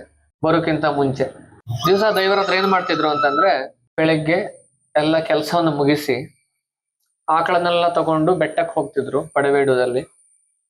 ಬರ್ಬೇಕಿದ್ರೆ ಒಂದು ಹುಲ್ಲು ಹೊರೆ ಮಾಡ್ಕೊಂಡು ತಲೆ ಮೇಲೆ ಇಟ್ಕೊಂಡು ಮನೆಗೆ ಬರ್ತಿದ್ರು. ರಾತ್ರಿ ಆಕಳಿಗೆ ಹಾಕ್ಲಿಕ್ಕೆ ಹುಲ್ಲು ಬೇಕಲ್ಲ ಅಂತ. ಇದನ್ನ ಕಾವೇರಿ ಗಣಪತಿ ಮುನಿಗಳ ಧರ್ಮಪತ್ನಿ ಆಗಿರುವಂತ ವಿಶಾಲಕ್ಷಮ್ಮನವರು ನೋಡ್ತಾರೆ. ಪಾಪ ದೈವನಾಥಿಗೆ ತುಂಬಾ ಕೆಲಸ ಆಗತ್ತೆ. ದಿನ ಮನೆ ಕೆಲಸ ಮಾಡೋದು, ಅಡುಗೆ ಕೆಲಸ ಮಾಡೋದು, ಬಟ್ಟೆ ತೊಳೆಯೋದು, ಸಗಣಿಯಾಗ ಸಾರಿಸೋದು, ರಂಗೋಲಿ ಹಾಕುದು. ನಾ ಏನಾದ್ರು ಹೆಲ್ಪ್ ಮಾಡ್ಬೇಕು ಅಂತ ಒಂದಿನ ಏನ್ ಮಾಡ್ತಾರ ಅಂತಂದ್ರೆ, ಪಾತ್ರೆ ಎಲ್ಲ ತೊಳೆದಿಟ್ಟು ಬಿಡ್ತಾರೆ, ಅಡಿಗೆ ಮಾಡಿದ ಪಾತ್ರೆ. ಆದ್ರೆ ಗಣಪತಿ ಮುನಿಗಳು ಹೇಳಿರ್ತಾರೆ ಬೇಡ ಮಾಡೋದು, ದೈವರಾತ್ರಿಗಳು ಇಷ್ಟ ಆಗೋದಿಲ್ಲ ಹೇಳಿ. ಆದ್ರೂ ಇವ್ರು ಹೇಳಿದ ಮಾತು ಕೇಳೋದಿಲ್ಲ, ಮಾಡಿಟ್ಟು ಬಿಟ್ಟಿದ್ರು. ದೈವರಾತ್ರಿ ಬಂದು ನೋಡ್ತಾರೆ, ಪಾತ್ರೆ ತೊಳ್ಕೊಂಡಿದೆ, ಏನು ಮಾತಾಡೋದಿಲ್ಲ. ಅಲ್ಲಿಂದ ಅವರ ಒಂದು ಜೋಳಿಗೆ ತಗೊಂಡು ಒಂದ್ ಸಣ್ಣ ಕಮಂಡಲ ಇತ್ತು ಅಷ್ಟೇ, ಅವ್ರು ಬೇರೆ ಅಂತದ್ದು ಇಲ್ಲ, ಇರೋದಷ್ಟೇ. ಅವ್ರು ತಗೊಂಡು ಹೊರಟು ಬಿಡ್ತಾರೆ ಅಲ್ಲಿಂದ. ಯಾರಿಗೂ ಹೇಳುದಿಲ್ಲ, ಕೇಳುದಿಲ್ಲ. ಕಾವೇರಿ ಗಣಪತಿ ಡೌಟ್ ಇತ್ತು, ಇವನು ಹೋಗ್ತಾನೆ ಹೇಳಿ. ಅವ್ರು ಕಾಯ್ತಾ ನಿಂತ್ಕೊಂಡಿದ್ರು. ಇವನನ್ನೇ ಓಡೋ ಕರ್ಕೊಂಡ್ ಬರ್ತಾರೆ ಬಾಗಿಲಿ ಅಂತ. ಯಾಕೆ? ಇಲ್ಲ, ನನ್ನ ಕೆಲ್ಸದಲ್ಲಿ ಏನೋ ಒಂದು ಚ್ಯುತಿ ಆಗಿದೆ, ಲೋಪ ಆಗಿದೆ ಅಂತಕಂದ್ರೆ ಅಮ್ಮನವರು ತೊಳೆದಿಟ್ಟು ಬಿಟ್ಟಿದ್ದಾರೆ ಎಲ್ಲದನ್ನು. ನನ್ನ ಕೆಲಸ ಅವ್ರಿಗೆ ಇಷ್ಟ ಆಗುದಿಲ್ಲ ಅನ್ಸುತ್ತೆ ಹೇಳ್ಕೊಂಡು ಅವರು ಹೇಳ್ತಾರೆ. ಆವಾಗ ಅವ್ರು ಹೇಳ್ತಾರೆ, ಇಲ್ಲ ಹಂಗಲ್ಲ, ನಿನಗೆ ಕಷ್ಟ ಆಗತ್ತೆ ಅಂತ ನಾನು ಮಾಡಿದ್ದು ಅಂತ. ಆವಾಗ ಅವ್ರು ಹೇಳ್ತಾರೆ, ಇಲ್ಲ, ನಾನು ಇರೋದೇ ಸೇವೆ ಬಗ್ಗೆ, ಗುರು ಹಾಗೂ ಗುರುಪತ್ನಿಯ ಸೇವೆಯನ್ನು ನಾನ್ ಮಾಡ್ಬೇಕು, ನೀವ್ ಯಾವತ್ತೂ ಮಾಡ್ಲಿಕ್ಕಿಲ್ಲ. ನೀವ್ ಹೀಗ್ ಮಾಡ್ತೀರಿ ನಾನು ನಿಮ್ ಜೊತೆಗೆ ಇರುವುದಿಲ್ಲ ಅಂತ ಹೇಳ್ತಾರೆ. ಆಯ್ತು ಅಂತ ಹೇಳ್ತಾರೆ, ಅವ್ರ ಜೊತೆಗೆ ಇರ್ತಾರೆ. ಅಲ್ಲಿಂದ ಎಲ್ಲ ಕೆಲಸ ಮುಗಿಸ್ ಹೊರಡ್ಬೇಕಿದ್ರೆ ಒಂದು ಬೀಳ್ಕೊಡುಗೆ ರೀತಿಯ ಒಂದು ಸನ್ನಿವೇಶಗಳು ಬರುತ್ತೆ. ಅವಾಗ ಇವ್ರು ಗೋಕರ್ಣಕ್ಕೆ ಬರೋರು, ಅವರು ಆಂಧ್ರಕ್ಕೆ ಹೋಗೋರು. ಅವಾಗ ಅವ್ರಿಗೆ ಬಿಟ್ಟಿರೋದು ಹೇಗೆ ಹೇಳಿ? ಇಷ್ಟ ದಿನದ ಒಂದು ಅನ್ಯೋನ್ಯವಾಗಿ ಇರುವಂತಹದ್ದು ಆ ಒಂದು ಅನ್ಯೋನ್ಯತೆಯನ್ನ ಬಿಟ್ಟಿರೋದು ಹೇಗೆ ಹೇಳಿ? ಅವಾಗ ಬಿಡ್ಲಿಕ್ಕೆ ಯಾರ ಹತ್ರ ಆಗುದಿಲ್ಲ ಆ ಒಂದು ಸನ್ನಿವೇಶ. ಅವಾಗ ಕಡೆಗೆ ಹೇಳ್ತಾರೆ, ನೀ ಏನು ಸೇವೆ ಮಾಡಿದ್ಯಲ್ಲ, ಇದಕ್ಕೆ ನಾವು ಋಣ ತೀರ್ಸ್ಲಿಕ್ಕೆ ಸಾಧ್ಯನೇ ಇಲ್ಲ. ಅಷ್ಟು ಸೇವೆ ನೀನ್ ನನಗೆ ಮಾಡಿದೀಯ, ನೀ ನನಗೆ ಇನ್ ತೀರ್ಸ್ಬೇಕು ಹೇಳಾದ್ರೆ ನಾನಿನ ಕುಟುಂಬದಲ್ಲಿ ಹುಟ್ಟು ಬಂದು ನಿನ್ ಸೇವೆ ಮಾಡ್ಬೇಕು ಹೇಳ್ತಾರೆ. ಅಲ್ಲಿಂದ ಕಡೆಗೆ ಇವ್ರು ಗೋಕರ್ಣಕ್ಕೆ ಬರ್ತಾರೆ, ಅವರು ಆಂಧ್ರಕ್ಕೆ ಹೋಗ್ತಾರೆ. ಇದು ಮುಂದೊಂದು ನಂತರ ಆಗಿರುವಂತಹದ್ದು. ನಂತರ ದೈವರಾತರು ಜಲೋಪವಾಸ ಮಾಡ್ತಾರೆ, ಗಣಗಾಪುರಕ್ಕೆ ಹೋಗ್ತಾರೆ, ಅವರು ಗೋಕರ್ಣಕ್ಕೆ ಬರ್ತಾರೆ, ಕಾವಿಗಡ ಗಣಪತಿ ಮುನಿಗಳು. ಹೀಗೆ ಆಶ್ರಮ ಸ್ಥಾಪನೆ ಮಾಡ್ತಾರೆ, ಗೋಶಾಲೆ ಮಾಡ್ತಾರೆ, ಕೃಷಿ ಮಾಡ್ತಾರೆ, ಯೋಗವನ್ನ ಹೇಳ್ಕೊಡ್ತಾರೆ, ಗರಡಿ ಮನೆಯನ್ನ ಮಾಡ್ತಾರೆ, ಇವರ ಹಿರಿಯ ಕುಸ್ತಿ ಮಗ. ಮಲ್ಲ ಕಂಬಗಳನ್ನೆಲ್ಲ ಮಾಡ್ತಾರೆ, ಅವುಗಳ ಬಗ್ಗೆ ಎಲ್ಲ ಹೇಳ್ಕೊಡ್ತಾರೆ. ಇಡೀ ಒಂದು ಆದರ್ಶ ಒಂದು ವಿಶ್ವವಿದ್ಯಾಲಯ ಯಾವ ರೀತಿ ಇರ್ಬೇಕಿತ್ತೋ, ನೂರಾರು ಜನಸಂಖ್ಯೆಯ ವಿದ್ಯಾರ್ಥಿಗಳು ಜನರು ಬಂದು ಹಿರಿಯರು ಎಲ್ಲರೂ ದೈವರಾತ್ರ ಆಗಿನೊಂದು ಆಶ್ರಮ ಹೇಗಿತ್ತು ಅಂತಂದ್ರೆ ಹಿರಿಯರು ಕೂಡ ಬರ್ತಿದ್ರಂತೆ, ಏನ್ ಮಾಡ್ತಾರೆ ನೋಡ್ಬೇಕು ಅಂತ. ಕಲಿಬೇಕು ತಾನು ಇಲ್ಲಿ. ಆ ರೀತಿಯಲ್ಲಿ ನಡ್ಕೊಂಡು ಬರ್ತಾ ಇರತ್ತೆ. ಅದು ನಮ್ಮ ಪುಸ್ತಕದಲ್ಲಿ ತಂದೆಯವರು ತುಂಬಾ ಸುಂದರವಾಗಿ ವಿವರಿಸಿದ್ದಾರೆ. ಯಾರು ಆಸಕ್ತರಿದ್ರೆ ತುಂಬಾ ಸರಳ ಕನ್ನಡದಲ್ಲಿ ತುಂಬಾ ಆತ್ಮೀಯವಾಗಿ ಆ ಕತೆ ಪಕ್ಕದಲ್ಲೇ ಈಗ ಮಾವನೂರ್ ಕೂತು ಹೇಳ್ತಿದ್ದಾರೆ ಅನ್ನೋ ರೀತಿಲಿ ಆ ಪುಸ್ತಕ ಇದೆ. ನೀವೆಲ್ಲ ಒಮ್ಮೆ ಆದ್ರೂ ಓದ್ಬೇಕು. ದೈವರಾತ್ರ ಹೇಳ್ತಿದ್ರ ತಂದೆಯವ್ರನ್ನ ಬರ್ಕೊಳ್ತಿದ್ರಂತ ಮನೆಗೆ ಬಂದಾಗ ಏನ್ ಹೇಳ್ತಿದ್ರು ಅದನ್ನೆಲ್ಲ. ಅದನ್ನ ಈಗ ನಾವು ಅದು ಪುಸ್ತಕ ರೂಪದಲ್ಲಿ ಬಿಡುಗಡೆ ಮಾಡಿದ್ದೇವೆ. ರಾಷ್ಟ್ರಪತಿಗಳು ಗೋಕರ್ಣಕ್ಕೆ ಬರ್ತಾರೆ, ಬಾಬು ರಾಜೇಂದ್ರ ಪ್ರಸಾದ್ ಅವರು. ನಾಲೆಜ್ ಇತ್ತು ದೈವರಾತ್ರಿಗೆ ಅಷ್ಟೊಂದು. ಮದ್ವೆ ಮಾಡಿದ್ರಲ್ಲ, ಮದ್ವೆ ಆಶ್ರಮ ಸ್ಥಾಪನೆ ಮಾಡಿದ್ಮೇಲೆ ಆಗತ್ತೆ ಮದ್ವೆ. ಅವ್ರದ್ದು ಹಾಗೆ ಬರೀ ಕೊಂಡದಲ್ಲಿದ್ದಾಗ ಭೀಮೇಶ್ವರ ಅಂತ 9 ವರ್ಷ ಇವರಿಗೆ ಮದುವೆ ಮಾಡಿದಾಗ ಶ್ರದ್ಧಾದೇವಿ 9 ವರ್ಷ 9 ವರ್ಷದ ಹುಡುಗಿ ಇಡೀ ಒಂದು ಆಶ್ರಮ ನಡ್ಸ್ಕೊಂಡು ಹೋಗ್ತಾಳೆ ಅವಳು. ಆ ಪುಸ್ತಕದಲ್ಲಿ ಡಿಟೇಲ್ ಆಗಿದೆ. ಸಮಯದ ಅಭಾವ ಇರೋದ್ರಿಂದ ಅತ್ಯಂತ ಸಂಕ್ಷಿಪ್ತವಾಗಿ ಹೇಳ್ತಾ ಇದ್ದೇನೆ. ಮತ್ತೆ ಇಂಥ ಮಹಾತ್ಮರ ಜೀವನ ಎಲ್ಲ ನಾವು ಮಾತಾಡಿ ಮುಗಿಸುವಂತದ್ದಲ್ಲ, ಆಯ್ತಾ? ಪ್ರತಿದಿನ ನಾವ್ ಅದನ್ನ ಮತ್ತೆ ಅನುಭವಿಸ್. ಖಂಡಿತ ಇಲ್ಲಿ ಭಗವಂತ ಅನ್ನೋದು ಯಾರು ಅನ್ನೋದೇ ಒಂದು ವಿಷಯ. ನಾವೆಲ್ಲ ಅಂದ್ರೆ ಈ ಭೂಮಿಯ ಮೇಲೆ ನಿಮ್ಮೆಲ್ಲರಲ್ಲೂ ಈ ಶಕ್ತಿ ಇದೆ. ಆದ್ರೆ ಅವರಷ್ಟು ಶಿಸ್ತು, ಅವರಷ್ಟು ಸೇವೆ ಮಾಡೋ ಮನಸ್ಸು ನಮ್ಗಿಲ್ಲ ಅಷ್ಟೇ. ಇಲ್ಲಿ ಈಗ ಅವರೊಬ್ಬರೇ ಏನೋ ಭಗವಂತನಿಂದ ಬಂದವರು, ನಾವು ನೀವಲ್ಲ ಅಂತಲ್ಲ. ನಮ್ಮಲ್ಲೂ ಅದೇ ಚೈತನ್ಯ ಇರೋದು, ನಿಮ್ಮಲ್ಲೂ ಅದೇ ಚೈತನ್ಯ ಇರೋದು, ಪ್ರತಿಯೊಬ್ಬರಲ್ಲೂ ಅದೇ ಚೈತನ್ಯ ಇದೆ. ಆ ಚೈತನ್ಯವನ್ನ ನೀವು ಯಾವ್ದಕ್ಕೆ ಉಪಯೋಗಿಸ್ತೀರಾ ಅದು ನಿಮಗೆ ಸಿಗತ್ತೆ. ನೀವು ಅದನ್ನ ಒಳ್ಳೆಯದಕ್ಕೆ, ಒಳ್ಳೆಯ ವಿಷಯಕ್ಕೆ, ಒಂದು ಸಾಧನೆಗೆ ಗುರಿ ಇಟ್ಟು ಅದನ್ನ ನೀವು ಆ ಚೈತನ್ಯವನ್ನ ಬಳಸಿದಾಗ ಅದೇ ನೀವ್ ಆಗ್ತೀರಾ. ಆದ್ರೆ ಅದೇ ಚೈತನ್ಯವನ್ನ ನೋಡಿ, ಈಗ ನೀವು ಕೊರಗೋದಕ್ಕೆ, ಬೇಜಾರ್ ಮಾಡ್ಕೊಳ್ಳೋದಕ್ಕೆ, ಕೋಪ, ಇದಕ್ಕೂ ಚೈತನ್ಯ ಬೇಕು. ಎನರ್ಜಿ ಇಲ್ಲದೆ ಇದು ಯಾವ್ದು ಆಗಲ್ಲ. ಎನರ್ಜಿ ಬೇಕು, ಪ್ರತಿಯೊಂದಕ್ಕೂ ಶಕ್ತಿಯ ಅಗತ್ಯ ಇದೆ. ಸೊ ನಿಮಗಿರುವಂತಹ ಶಕ್ತಿಯನ್ನ ನೀವು ಕೊರಗೋದಕ್ಕೆ, ನೋವು ಪಡೋದಕ್ಕೆ, ಬೇಜಾರ್ ಮಾಡ್ಕೊಳ್ಳೋದಕ್ಕೆ, ದ್ವೇಷ ಮಾಡೋದಕ್ಕೆ, ಸಿಟ್ಟು, ಅಹಂಕಾರ, ಇದಕ್ಕೆ ಆ ಎನರ್ಜಿಯನ್ನ ನೀವು ಬಳಸ್ತಾ ಹೋದಾಗ ಅದೇ ಹೆಚ್ಚಿಗೆ ಬೆಳೆಯುತ್ತೆ. ಹೇಗೆ ನೀವು ಜಿಮ್ಮಲ್ಲಿ ವರ್ಕೌಟ್ ಮಾಡ್ತಾ ಒಂದು ಮಸಲ್ಸ್ ಅನ್ನ ಟ್ರೈನ್ ಮಾಡ್ತಾ ಹೋದ್ರೆ ಅದೇ ಮಾಂಸಖಂಡ ತಾನೇ ಗಟ್ಟಿ ಆಗೋದು. ಹಾಗೇನೆ ಜೀವನದಲ್ಲಿ ನೀವೇನನ್ನ ಪದೇ ಮಾತಾಡ್ತಿದ್ದೀರಾ, ಯಾವ ವಿಷಯವನ್ನ ಮೆಲಕ್ ಹಾಕ್ತಾ ಇದ್ದೀರಾ, ಕುತ್ಕೊಂಡ್ 3 ಹೊತ್ತು ಅಯ್ಯೋ ನನ್ ಕಷ್ಟ ಏನ್ ಕೇಳ್ತೀರಾ ಬಿಡಿ, ನಂಗೆ ಅಲ್ಲಿ ನೋವು, ನಂಗೆ ಇಲ್ಲಿ ನೋವು, ಆವತ್ ಹಿಂಗಾಯ್ತು, ಇವತ್ ಹಿಂಗಾಯ್ತು, ಇವ್ರು ನಂಗೆ ನೋವು ಮಾಡಿದ್ರು. ಸೊ ಮನೆಯಲ್ಲಿ ಜೊತೆಯಲ್ಲಿ ನೀವು ಕಳೆಯುವ ಕ್ಷಣಗಳೆಲ್ಲ ಬರಿಯ ನಿಮ್ಮ ನೋವು, ಕಷ್ಟ, ವೇದನೆಗಳನ್ನೇ ಹೇಳ್ಕೊಳ್ತಾ ಇದ್ದಾಗ ನಿಮಗ್ ಅರಿವಿಲ್ಲದೆ ನೀವು ಆ ವೇದನೆಗಳ ಸಂವೇದನೆಯನ್ನೇ ನಿಮ್ಮಲ್ಲಿ ಹೆಚ್ಚಿಸ್ಕೊಳ್ತಾ ಇದ್ದೀರಾ. ಆಗ ಯೂನಿವರ್ಸ್ ಇಂದ ನೀವು ಅದನ್ನೇ ಅಟ್ರಾಕ್ಟ್ ಮಾಡ್ತೀರಾ. ಜೀವನದಲ್ಲಿ ಇನ್ನಷ್ಟು ನಿಮಗೆ ವೇದನೆ, ಕಷ್ಟ ಕೊಡುವ ಸನ್ನಿವೇಶಗಳನ್ನೇ ನೀವು ಅಟ್ರಾಕ್ಟ್ ಮಾಡ್ತೀರಾ. ಅದ್ರ ಬದಲು ವೇದನೆ ಇರೋದಿರತ್ತೆ. ಮನುಷ್ಯ ಅಂದ್ಮೇಲೆ ಕಷ್ಟ ಸುಖಗಳು ಎಲ್ಲರಿಗೂ ಬರುವಂತದ್ದು, ನಿಮ್ಗೊಬ್ರಿಗೆ ಅಲ್ಲ. ಈ ಜಗತ್ತಿನ ಪ್ರತಿಯೊಂದು ಪ್ರಾಣಿ ಪಕ್ಷಿ ನೋಡಿ, ಇಲ್ಲಿ ಇರುವಂತ ಒಂದು ಇರುವೆಯನ್ನು ಬಿಟ್ಟಿಲ್ಲ ಕಷ್ಟ ಸುಖ. ನಾವೀಗ ಹಿಂಗ್ ಬಂದ್ ಕೂತ್ ಬಿಟ್ರೆ ಎಷ್ಟು ಇರುವೆಗಳು ನಮ್ಮ ಕೆಳಗಡೆ ನಾವು ಮೆಟ್ಬಿಟ್ಟಿರ್ತೀವೋ, ಕೂತ್ ಬಿಟ್ಟಿರ್ತೀವೋ ಅಲ್ವಾ? ಕಷ್ಟ ಸುಖಗಳು ಪ್ರತಿಯೊಂದು ಜೀವಿಗೂ, ಪಕ್ಷಿಗಳಿಗೂ, ಪ್ರಾಣಿಗಳಿಗೂ, ಸಸ್ಯಗಳಿಗೂ ಇರದೆ. ಆದ್ರೆ ಆ ವೇದನೆಯನ್ನೇ ನೀವು ಫೋಕಸ್ ಮಾಡ್ಕೊಂಡು ಅದ್ರ ಬಗ್ಗೆನೆ ಮಾತಾಡ್ತಾ ಅದ್ರಲ್ಲೇ ನೀವು ತಲ್ಲೀನರಾದ್ರೆ ವೇದನೆಯಿಂದ ಹೊರಗೆ ಬರಕ್ ಆಗಲ್ಲ. ನೀವ್ ಅಲ್ಲೇ ಇರ್ತೀರಾ. ಆ ಸ್ಥಾನದಿಂದ ಯಾವತ್ತೂ ನೀವು ಹೊರಗೆ ತಂದ್ಕೊಳಕ್ ಆಗಲ್ಲ. ಅದೇ ಆ ಚೈತನ್ಯವನ್ನ, ವೇದನೆ ಇರೋದಂತೂ ಇದೆ, ಆದ್ರೆ ಅದ್ರ ಜೊತೆಯಲ್ಲಿ ನನಗೊಂದಿಷ್ಟು ಒಳ್ಳೆ ಕೆಲಸವನ್ನ ಮಾಡೋಣ, ಒಳ್ಳೆ ರೀತಿಯಲ್ಲಿ ಬದುಕೋಣ ಅಂತ ಅನ್ಕೊಂಡು ನಿಮ್ ಜೀವನದಲ್ಲಿ ಏನೇನು ಒಳ್ಳೇದಿದೆ ಅದನ್ನ ನೆನ್ಪು ಮಾಡ್ಕೊಂಡು ಮೆಲಕ್ ಹಾಕ್ಬೇಕು. ನೀವು ಏನೇನು ಒಳ್ಳೇದಿದೆ, ಏನೇನು ಪಾಸಿಟಿವ್ ಆಗಿ ನಿಮಗ್ ಸಿಗತ್ತೆ, ಅದನ್ನ ನೀವು ಸ್ಟ್ರೆಂತ್ ಆಗಿ ನಿಮ್ದು ಡೆವಲಪ್ ಮಾಡ್ಕೊಳ್ಬೇಕಂದಾಗ ನೀವು ಅದನ್ನ ಪ್ರಾಕ್ಟೀಸ್ ಮಾಡ್ಬೇಕು. ಇಲ್ಲ ಒಳ್ಳೇದಾದ್ಮೇಲೆ ನಾನು ಖುಷಿಯಿಂದ ಇರ್ತೀನಿ ಅಂತಂದ್ರೆ ಆ ದಿನ ಈ ಜನ್ಮದಲ್ಲಿ ಬರೋದಿಲ್ಲ. ನೀವು ದೇವ್ರಿಗೆ ಬೈಯೋದನ್ನ ಬಿಡೋದಿಲ್ಲ. ಹಾಗಾಗಿ ಭಗವಂತನ ಅಂಶ ನೀವು ಹೌದು, ನಾವು ಹೌದು. ಈ ಕಲಿಯುಗದಲ್ಲಿ ಬ್ರಹ್ಮರ್ಷಿ ದೈವರಾತ್ರಿಗೆ ಇದು ಆಗ್ಬಹುದು ಅಂತಂದ್ರೆ ನನಗೂ ಆಗ್ಬಹುದು, ನಿಮಗೂ ಆಗ್ಬಹುದು. ಆದ್ರೆ ಅವರು ಬದುಕಿರುವ ರೀತಿಯಲ್ಲಿ ನಾವು ಬದುಕಲಿಕ್ಕೆ ಸಾಧ್ಯವಾ ಅಂತ ನೋಡ್ಬೇಕಿಲ್ಲಿ. ವೇದ ಇದನ್ನ ಬಹಳ ಸುಂದರವಾಗಿ ಹೇಳ್ತದೆ. ಯಾರು ಯಾರಿಗೂ ಕಡಿಮೆ ಇಲ್ಲ, ಯಾರು ಯಾರಿಗಿಂತಲೂ ಹೆಚ್ಚು ಇಲ್ಲ. ಪ್ರತಿಯೊಬ್ಬರು ಈ ದೈವಿ ಚೇತನದ ಅಂಶವೇ. ಈ ಚೇತನದ ಈ ಶಕ್ತಿಯನ್ನ ಯಾವವನು ಬಳಸಿಕೊಳ್ಳುತ್ತಾನೆಯೋ, ಯಾವವನು ಈ ಬಳಸಿಕೊಂಡು ಸಾಧನೆಯನ್ನು ಮಾಡುತ್ತಾರೋ, ಅಂದ್ರೆ ಈ ಸಾಧನೆಗೆ ಈ ಶಕ್ತಿ ಬೇಕು.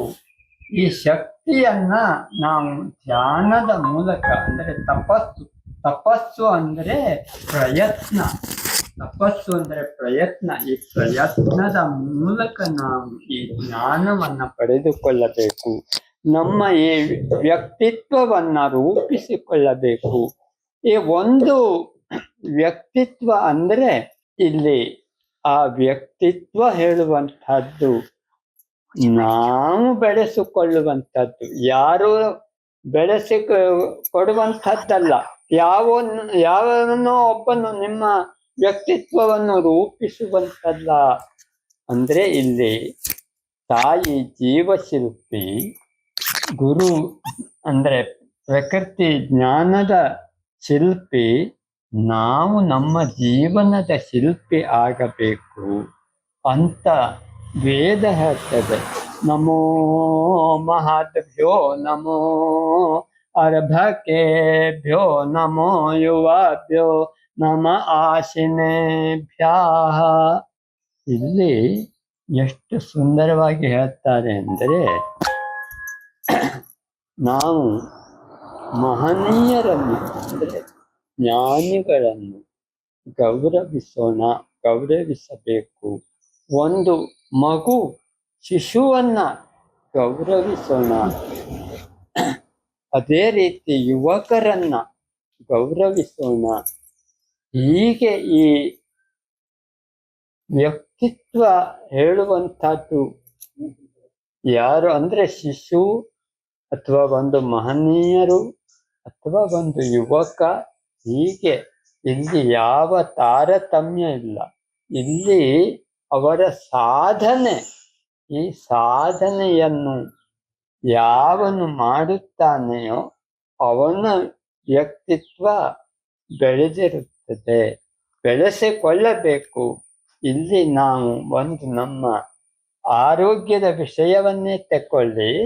ಇಲ್ಲಿ ನಾವು ಈ ಆರೋಗ್ಯವನ್ನ ಪಡೆಯುವುದಕ್ಕೆ ಸಾಧನೆ ಬೇಕು. ಇದನ್ನ ವ್ರತವಾಗಿ ಮಾಡಬೇಕು. ನಮ್ಮ ಆಹಾರ ವಿಹಾರ ಆಚಾರ ವಿಚಾರ ಇವೆಲ್ಲವೂ ಒಂದು ಉನ್ನತ ಮಟ್ಟದಲ್ಲಿ ನಡೆಯಬೇಕು. ಆಗ ನೀವು ನಿಮ್ಮ ತನವನ್ನು ಬೆಳೆಸಿಕೊಂಡು ಅದರ ಮೂಲಕವಾಗಿ ನಿಮ್ಮ ಸಾಧನೆ ನೆರವೇರುತ್ತದೆ ಅಂತ ವೇದ ಹೇಳ್ತದೆ. ಹೌದು, ಇದು ತುಂಬಾ ಸತ್ಯ. ಯಾಕಂದ್ರೆ ಎಷ್ಟೊಂದ್ ಸತಿ ನಾವು ನೋಡ್ತೀವಿ, ಆರೋಗ್ಯ ಬೇಕು ಅಂತ ಎಲ್ಲರೂ ಹೇಳ್ತಾರೆ, ಆಯ್ತಾ, ಯಾರು ಆರೋಗ್ಯ ಬೇಡ ಅಂತ ಹೇಳಲ್ಲ. ಆದ್ರೆ ಆರೋಗ್ಯಕ್ಕಾಗಿ ದಿನಚರಿ ಬದಲು ಮಾಡ್ಕೊಳ್ಳಿ ಅಂದ್ರೆ ಎಷ್ಟು ಜನರ ಹತ್ರ ಆಗತ್ತೆ. ಈಗ ನೀವೇ ಎಷ್ಟೊಂದ್ ಸತಿ ಅನ್ಕೋತಿರ್ತೀರ, ನಾಳೆಯಿಂದ ನಾನು ಬದಲಾಗ್ತೀನಿ, ನಾಳೆಯಿಂದ ನಾನು ರೂಟೀನ್ ಚೇಂಜ್ ಮಾಡ್ಕೋತೀನಿ. ಆದ್ರೆ ಆ ನಾಳೆ ಅನ್ನೋದು ಬರೋದೇ ಇಲ್ಲ. ಬಂದ್ರು 2 ದಿನಕ್ಕೆ ಆ ನಾಳೆ ಬದಲಾಗ್ಬಿಡತ್ತೆ. ಯಾಕಂದ್ರೆ ನಿಮ್ಮ ಹತ್ರ ಆ ರೂಟೀನ್ ಅನ್ನ ಮಾಡ್ಕೊಂಡು ಹೋಗಕ್ಕಾಗಲ್ಲ.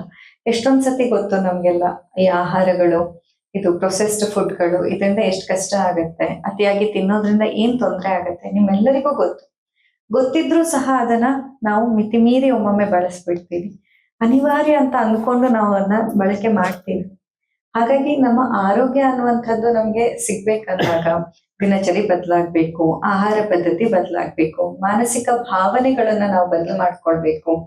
ಯಾವ ಭಾವನೆಗಳಿಗೆ ನಾವು ಹೆಚ್ಚಿನ ಪ್ರಾಮುಖ್ಯತೆ ಕೊಡ್ಬೇಕು, ಅದು ಕೂಡ ನಿಮ್ಮ ದೇಹದ ಆರೋಗ್ಯದ ಮೇಲೆ ಖಂಡಿತ ಪ್ರಭಾವ ಬೀರುತ್ತೆ. ಏನು ಬದಲಾವಣೆ ಮಾಡ್ಕೊಳ್ದೆ ನನಗೆ ಆರೋಗ್ಯ ಸಿಗ್ಬೇಕು ಅಂತಂದ್ರೆ ಅದು ಪ್ರಕೃತಿ ನಿಯಮಕ್ಕೆ ವಿರುದ್ಧವಾದದ್ದು, ಅದು ಸಿಗಕ್ ಸಾಧ್ಯ ಇಲ್ಲ ಅಂತ. ನಂಗೆ ದಿನಚರಿ ಬದಲು ಮಾಡ್ಕೊಳಕ್ ಆಗಲ್ಲ, ಆಹಾರ ಪದ್ಧತಿ ಚೇಂಜ್ ಮಾಡಕ್ ನಂಗೆ ಆಗಲ್ಲ, ತಿನ್ನೋದ್ ಬಿಡೋದಕ್ ನನಗಾಗಲ್ಲ, ಆಮೇಲೆ ನೆಗೆಟಿವ್ ಯೋಚನೆ ಮಾಡೋದು ಬಿಡಕ್ ನನಗೆ ಬರೋದಿಲ್ಲ. ಆದ್ರೆ ಆರೋಗ್ಯ ಬೇಕು ಅನ್ನೋದು ಖಂಡಿತವಾಗಿ ಸಾಧ್ಯವಿಲ್ಲದ ವಿಷಯ.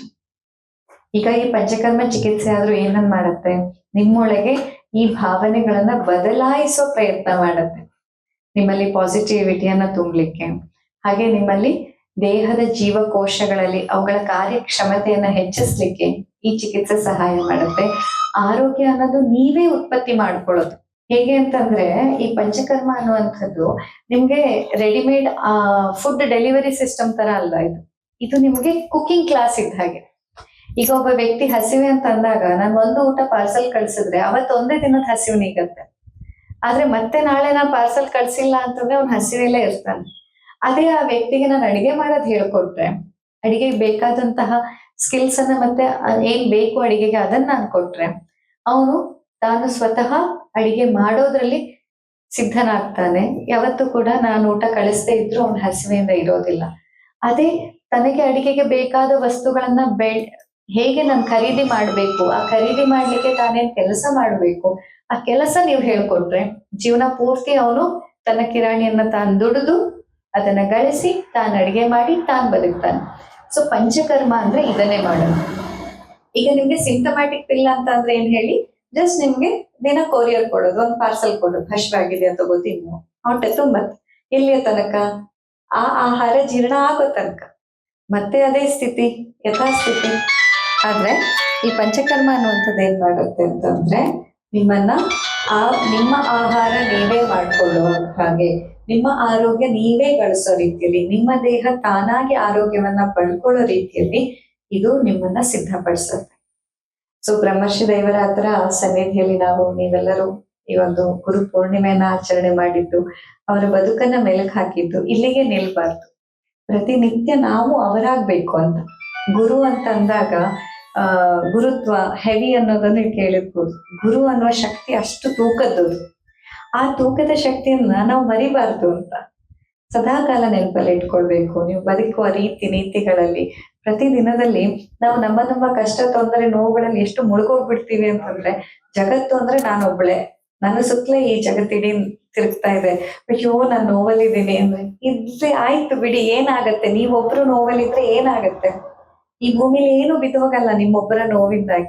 ಅಥವಾ ಈ ಭೂಮಿಯಲ್ಲಿ ನಿಮ್ಮೊಬ್ಬರ ನೋವು ಸಾವನ್ನ ತಗೊಂಡು ಈ ಪ್ರಕೃತಿಯಲ್ಲಿ ಏನು ನಿಲ್ಲೋದಿಲ್ಲ, ಎಲ್ಲದೂ ನಡೆಯೋ ಹಾಗೆ ನಡೀತಿರತ್ತೆ. ಸೊ ಎಲ್ಲೋ ಒಂದ್ ಕಡೆ ನಾವು ನಮ್ಮ ಕಷ್ಟಗಳನ್ನ ತೀರಾ ಅತಿಯಾಗಿ ವೈಭವೀಕರಿಸೋದು ಕೂಡ ಅಹಂಕಾರದ ಒಂದು ಭಾವ, ತಾಮಸಿಕ ಅಹಂಕಾರ ಇದು. ನಂಗೆ ಯಾಕೆ ನೋವಾಯ್ತು, ನನಗೆ ಯಾಕೆ ಈ ನೋವು ಬಂತು ಅನ್ನೋ ಪ್ರಶ್ನೆ ನಿಮ್ಮೆಲ್ಲರಿಗೂ ಬಂದಿರತ್ತೆ. ಇದು ತಾಮಸಿಕವಾದಂತಹ ಅಹಂಕಾರ ಇದು. ಯಾಕಂತಂದ್ರೆ ನನಗೆ ಯಾಕೆ ಹಿಂಗಾಯ್ತು ಅಂತಂದ್ರೆ ನಿಮಗ್ ಯಾಕೆ ಆಗ್ಬಾರ್ದು? ನಿಮಗ್ ಗೊತ್ತಿರೋ ಹಾಗೆ ನೀವೇನೋ ತಪ್ಪು ಮಾಡದೇ ಇದ್ದಿರ್ಬೋದು, ಅಥವಾ ನಿಮಗ್ ಗೊತ್ತಿರೋ ಹಾಗೆ ಒಂದಿಷ್ಟು ಒಳ್ಳೆ ಕೆಲಸ ಮಾಡಿರ್ಬೋದು. ಬಟ್ ಇಷ್ಟಕ್ಕೇನೆ ಜೀವನ ಪೂರ್ತಿ ನನಗೆ ನೋವೇ ಬರಬಾರ್ದು, ನನಗೆ ಕಷ್ಟನೇ ಬರಬಾರ್ದು ಅಂತಂದ್ರೆ ಅದು ಯಾವ ಲೆಕ್ಕದ ಅಹಂಕಾರ ಆಗಿರ್ಬೋದು? ಸ್ವತಃ ಭಗವಂತನ ಅಂಶವೇ ಆದಂತಹ ರಾಮ, ಕೃಷ್ಣ, ಎಲ್ಲಾ ದೇವಾನುದೇವತೆಗಳೇನು ಭೂಮಿಯ ಮೇಲೆ ರೂಪ ತಳೆದಿದ್ದಾರೆ, ಯಾರನ್ನೂ ಬಿಟ್ಟಿಲ್ಲ ಕಷ್ಟ ಅನ್ನುವಂಥದ್ದು. ಇನ್ಫ್ಯಾಕ್ಟ್ ನಮ್ಗೆ ನಿಮ್ಗೆ ಬಂದ್ಕಿಂತ ಹೆಚ್ಚಿಗೆ ಕಷ್ಟ ಬಂದಿದೆ ಅವರೆಲ್ಲರಿಗೂ. ಅಂಥವ್ರನ್ನೇ ಬಿಡದೆ ಇದ್ದದ್ದು ಈಗ ನಿಮ್ಮನ್ನ ಬಾಧಿಸಬಾರ್ದು ಅಂತಂದ್ರೆ ನಾವು ಅವ್ರಿಗಿಂತನೂ ಮೇಲ. ಹಾಗಿದ್ರೆ ಈ ಭೂಮಿಯ ಮೇಲೆ ನಾವು ಬಂದಿದ್ದೀವಿ ಅಂತಂದ್ರೆ ಒಂದಿಷ್ಟು ಪ್ರಾರಬ್ಧ ಇಟ್ಕೊಂಡ್ ಬಂದಿರ್ತೀವಿ. ಸೊ ಹಾಗಾಗಿ ನಾವು ಆ ತಾಮಸಿಕ ಅಹಂಕಾರದಿಂದನೂ ಹೊರಬರ್ಬೇಕು. ನನಗೆ ಯಾಕೆ ಕಷ್ಟ ಅನ್ನೋ ಮಾತನ್ನ ನಾವು ಖಂಡಿತ ತರಬಾರ್ದು. ನನಗೆ ಇಷ್ಟು ಬಂದಿದ್ಯಾ, ನನ್ನ ಪಾಲಿಂದ ಇಷ್ಟು ಅಂತ ಇಲ್ಲಿ ಎಷ್ಟೊಂದ್ಸತಿ ಇದೆ, ಅವ್ರನ್ನ ನೋಡಿ ಸಮಾಧಾನ ಮಾಡ್ಕೊಳ್ಳಿ. ಹಾಗಿದ್ರೆ ಏನು ನೀವು ಹೇಳೋದು? ಈಗ ಅಯ್ಯೋ ನನ್ಗಿಂತ ನೋವಲ್ಲಿರೋ ನೋಡಿ ಅಬ್ಬ ಸ್ವಲ್ಪ ಸಮಾಧಾನ ಆಯ್ತು, ಪಾಪ ಆ ಮಗುಗೆ ಎಷ್ಟು ದೊಡ್ಡ ಕಾಯಿಲೆ, ಇಷ್ಟು ಚಿಕ್ಕ ವಯಸ್ಸಿಗೆ, ನನಗ್ ಸ್ವಲ್ಪ ಸಮಾಧಾನ ಆಯ್ತು ಅಂತಂದ್ರೆ ನಮ್ಮ ಮನಸ್ಥಿತಿ ಎಲ್ಲಿಗೆ ಹೋಗ್ತಾ ಇದೆ? ಅಂದ್ರೆ ನಿಮ್ಗೆ ಸಮಾಧಾನ ಆಗ್ಬೇಕು ಅಂತಂದ್ರೆ ನಿಮ್ಗಿಂತ ಕಷ್ಟದಲ್ಲಿರೋರ್ನ ನೋಡೋಕೆ ನೀವು ಬಯಸ್ತಿದ್ದೀರಾ ಅಂತಂದ್ರೆ ಇದು ಸರಿನಾ? ನೀವೇ ಯೋಚನೆ ಮಾಡಿ. ನಿಮ್ಗಿಂತ ಕಷ್ಟದಲ್ಲಿದ್ದವ್ರನ್ನ ನೋಡಿ ನಿಮಗ್ ಸಮಾಧಾನ ಸಿಗ್ತಾ ಇದೆ ಅಂತಂದ್ರೆ ಇದು ಒಳ್ಳೆಯತನ ಹೌದಾ? ಇದು ಅಲ್ಲ ಅಲ್ವಾ? ನಾವು ಚಿಕ್ಕಂದಿರಿಂದ ನಮಗ್ ಅರಿವಿಲ್ಲದೆ ಅದೇ ರೀತಿ ನಾವು ಕಲ್ತ್ ಬಿಟ್ಟಿದೀವಿ. ನೀವು ಬಿದ್ರ ನೆಲ ಕಚ್ಚಾ ಮಾಡು, ಹೊಡಿ ನೆಲಕ್ಕೆ, ಚೇರ್ತಾಗ್ತಾ ಎಲ್ಲಿ ಕೂಡ ನೀನ್ ಸರಿಯಾಗಿ ನಡೆಯೋದ್ ಕಲ್ತ್ಕೊಬಿಟ್ಟ, ನೆಕ್ಸ್ಟ್ ಟೈಮ್ ಇಂದ ಚೆನ್ನಾಗಿ ನಡೆಯೋಣ, ಜಾರಿ ಬೀಳೋದ್ ಬೇಡ ಅಂತನ್ನಲ್ಲ. ನಾವೇನಂತೀವಿ? ಬಿದ್ಬಿಟ್ಯ, ಹೊಡಿ ಹಚ್ಚ ಮಾಡು, ಇದೇ ತಾನೇ ಕಲ್ಸಿರೋದು ಮಕ್ಕಳಿಗೆ. ನಾವ್ ಏನನ್ನ ಹೇಳ್ಕೊಡ್ತಾ ಇದೀವಿ? ನಿಮಗ್ ನೋವು ಕೊಟ್ರಾಗ ನಿಮ್ದೇ ತಪ್ಪಿಂದ ನೋವಾದ್ರೂ ನೀವೇನ್ ಮಾಡ್ಬೇಕು? ಸಿಕ್ಕದವರಿಗೆ ಎದುರುಗಡೆ ಏನಿದೆ ಅದಕ್ಕೆ ಹೊಡಿಬೇಕು ಅಂತ ಕಲ್ಸ್ದಾಗ ಆಗ್ಲಿಲ್ವಾ? ನಿಜವಾಗಿ ಮಗು ತಾನ್ ಜಾರಿ ಬಿದ್ದಿರುತ್ತೆ ಅಥವಾ ತಾನು ನಡೆಯಕ್ಕೆ ಆಗದೆ ಬಿದ್ದಿರುತ್ತೆ. ಆದ್ರೆ ಆ ಮಗುಗ್ ನಾವ್ ಹೇಳ್ಕೊಟ್ಟಿರೋದು ಏನಾಗಿರುತ್ತೆ? ಓ ಇದ್ ನಿಂಗ್ ಪೆಟ್ ಮಾಡ್ತಾ, ತಡಿ ತಡಿ, ಮಗುವನ್ನ ಸುಮ್ನುಳ್ಸಕ್ಕೆ ಅಂತ ನೀವು ಹೇಳ್ಬೋದು.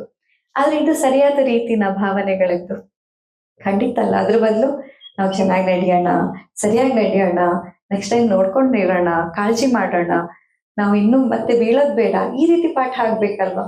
ಸೊ ನಮಗೆ ನಿಮಗೆ ಅರಿವಿಲ್ಲದೆ ಇಂಥ ಎಷ್ಟೋ ಭಾವನೆಗಳ ಗೊಂದಲದಲ್ಲಿ ನಾವು ಸಿಕ್ಕಾಕೊಂಡಿದ್ದೀವಿ. ಅಂಡ್ ಇದರಿಂದ ನಮ್ಗೆ ರೋಗಗಳು ಬಾಧಿಸ್ತಾ ಇರತ್ತೆ.